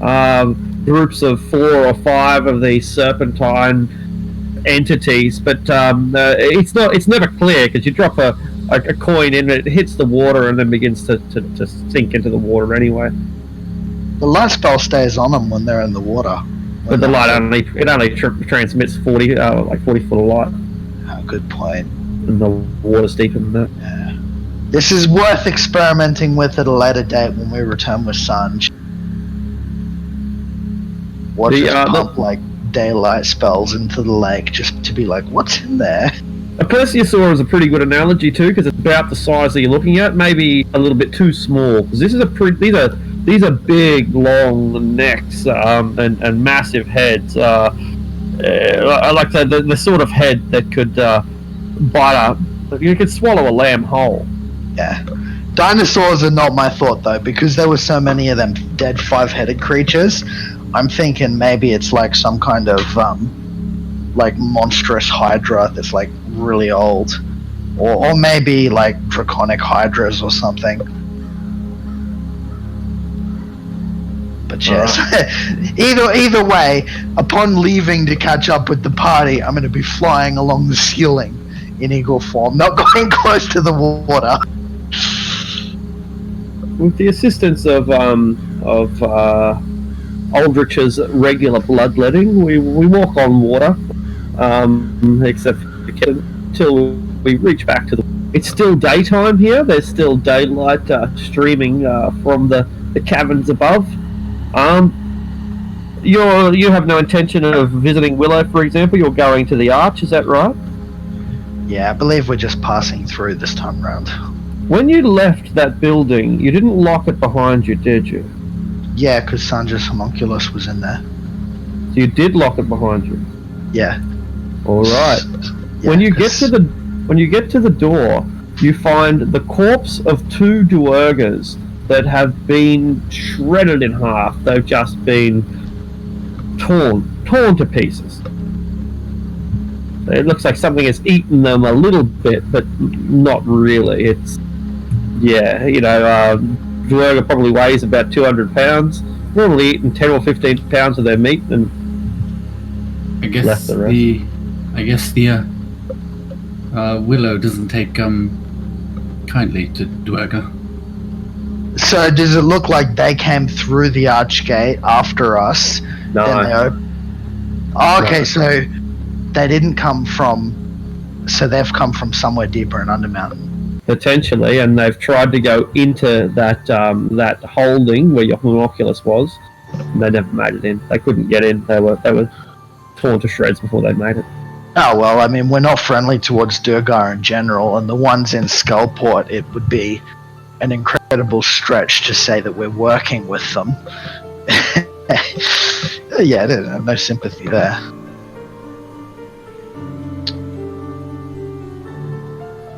All right, so we unlock the door, leave them, and go through the portal. Yeah, so the portal should take us to just around the corner from the Goblin Market. That's right. Goblin Market is right next to the stairs from the first level. Yeah. So this is something I did want to discuss with everyone before we actually get back up there.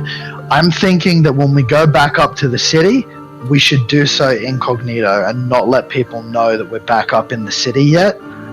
So that when we decide we want people to know, we can go up through the yawning portal, like oh yeah, look at us, we're successful and everything. But that gives us some leeway to do some sneaky stuff in the city, dealing with the Castellantes and with Mention, if they don't actually know that we're back yet. So what way are we taking them? Probably through this old Xanathar's lair in Skullport. Okay. So I'm thinking we can use it as a staging ground for now. Like, we'll pop up quickly from the Goblin Market to the first floor to pick up the Shield Guardian, since the Goblin Market's right next to the entrance to the first floor, and then we'll go back to the Xanathar's lair in Skullport. Sounds good. Alright. Will there be any issues with that plan, Arctic? Not really.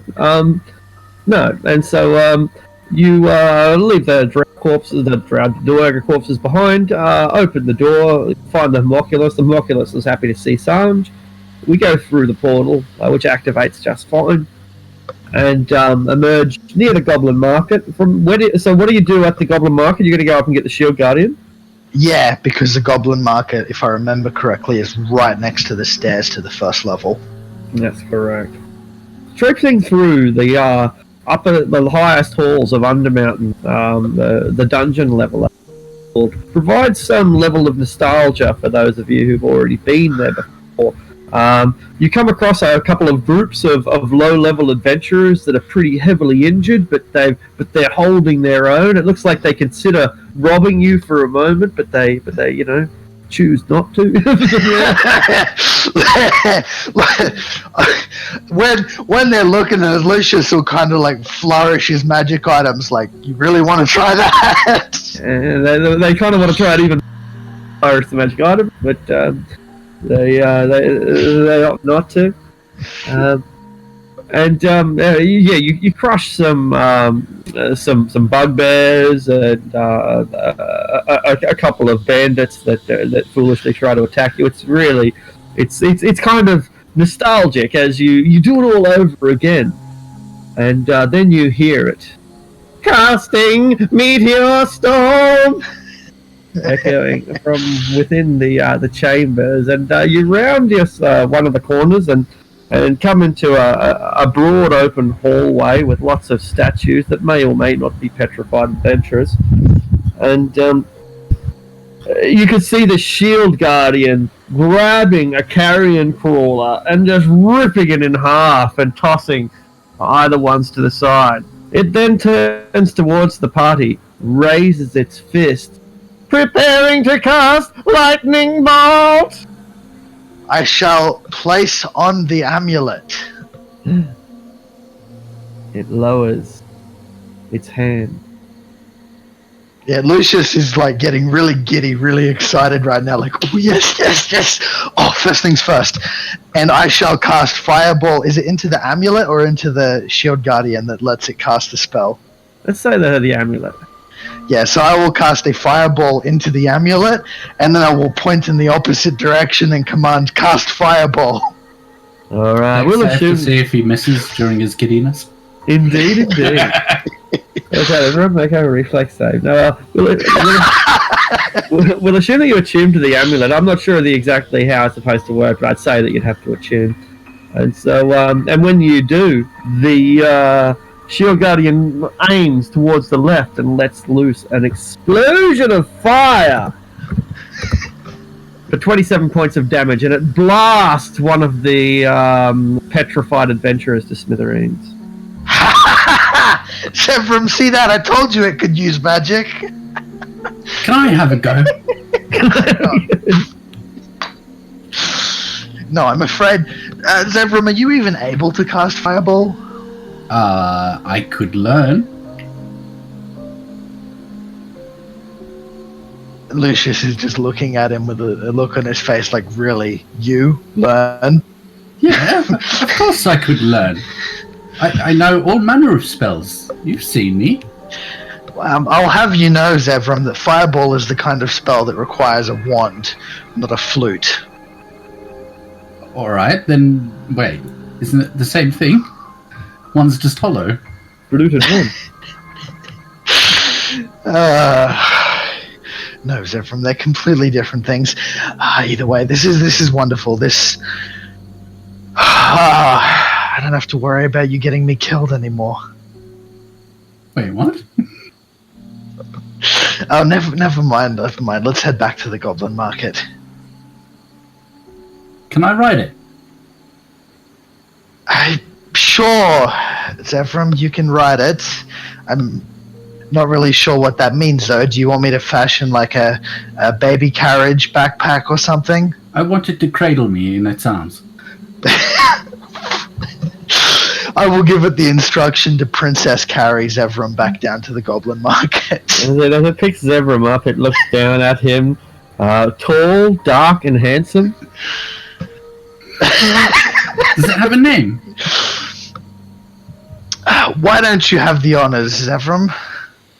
Preparing to cast Dimension Door! And it takes 2 steps forward.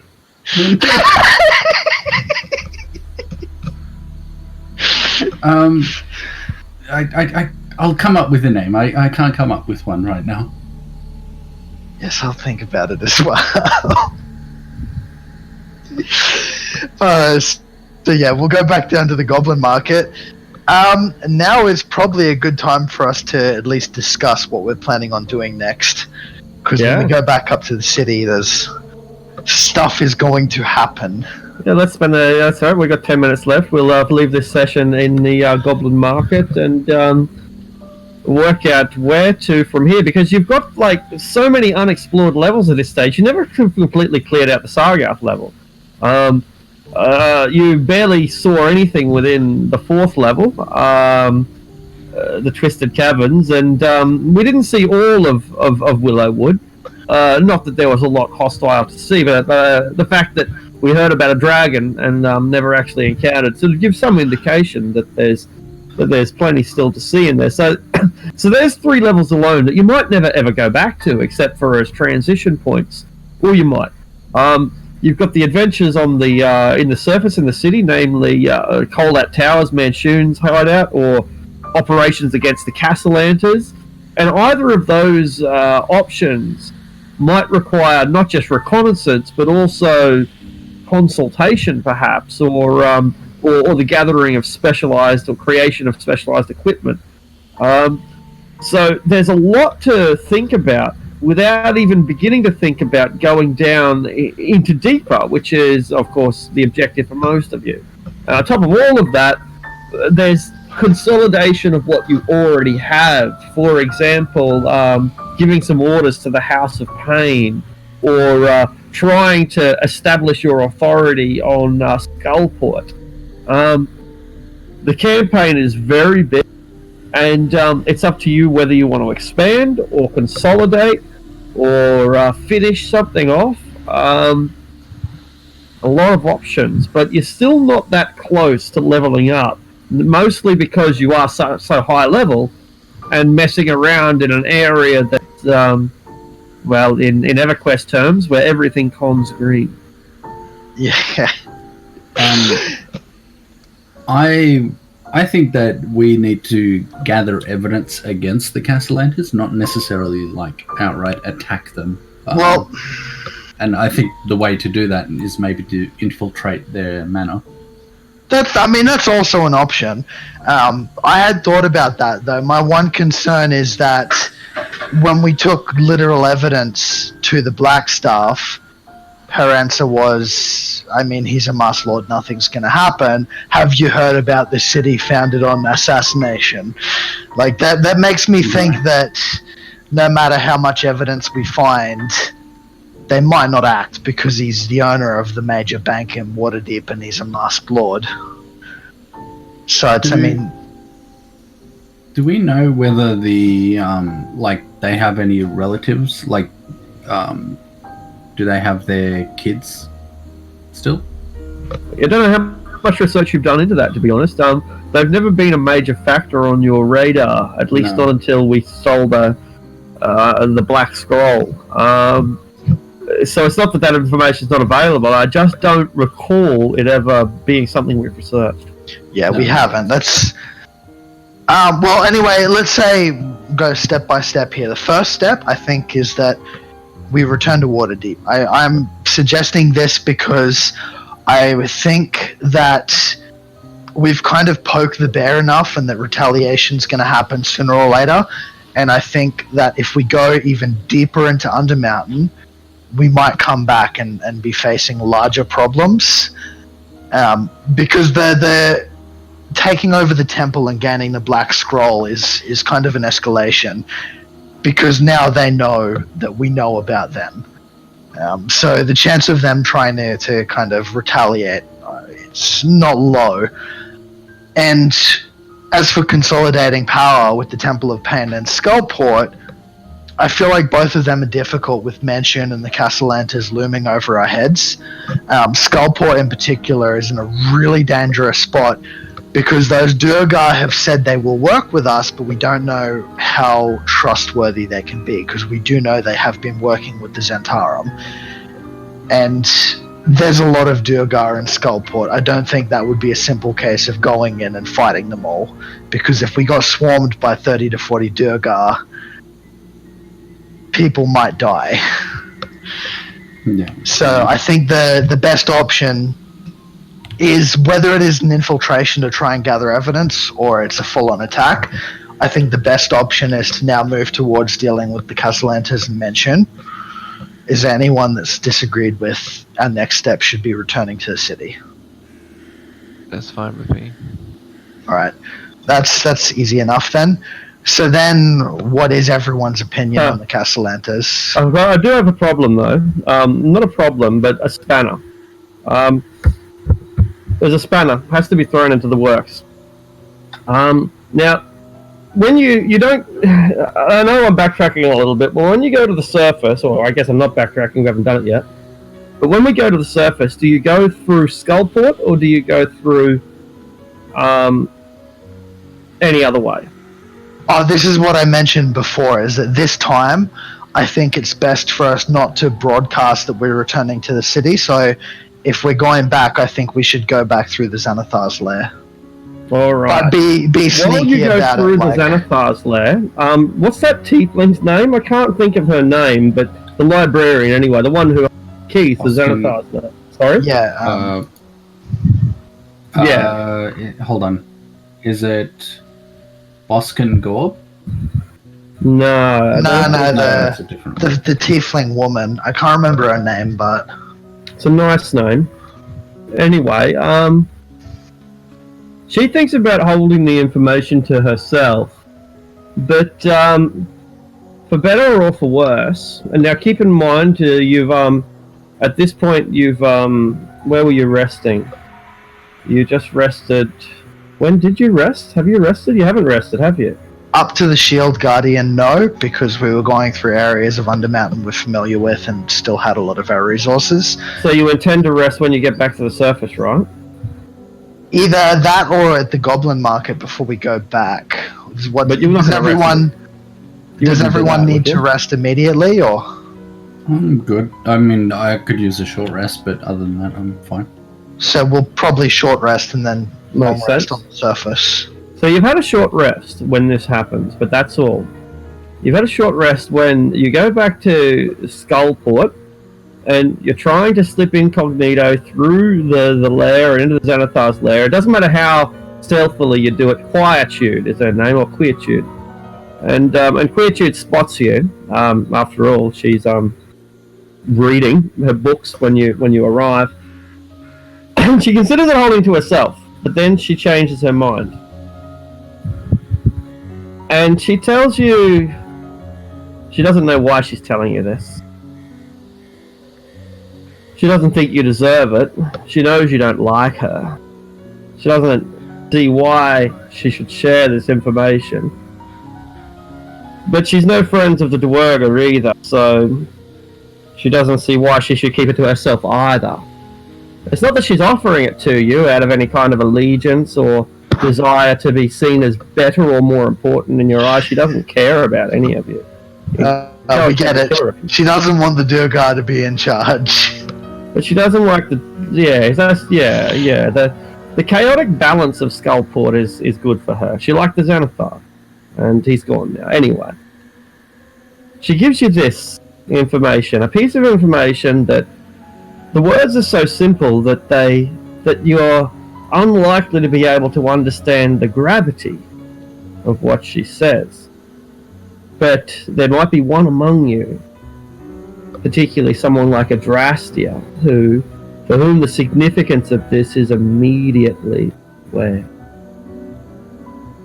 She tells you the Dwerger have found something. Apparently, some burrowing creature, some great burrowing creature capable of ripping Dwerger apart with its bare hands, just ripping them in half and tossing them aside. Some hideously large and ferocious monster has burrowed some tunnels through a subterranean forest and into a new part of Undermountain. They call it the Lost Level. And the Dwerger have only just discovered this Lost Level because it's only just been opened by some monstrosity. They've been there once and they came back loaded. They've gone back a second time. Did they describe the level? Because it's sounding like they've found Willowwood. It's below Willowwood. It's the Lost Level. Oh. Yeah. This is a place laden with magnificent treasures. You know, like Undermountain has been thoroughly looted, right? Every fucking part of it, from bottom to the top. People have already been there, but not the Lost Level. That's the whole point. It was lost. It's never been found, but it's been found now because something has broken into it, not quite by accident, just some tunneling, burrowing monstrosity, and the Dwerger have managed to find that trail. They've gone in there once, and they've come out, and they've gone back in again.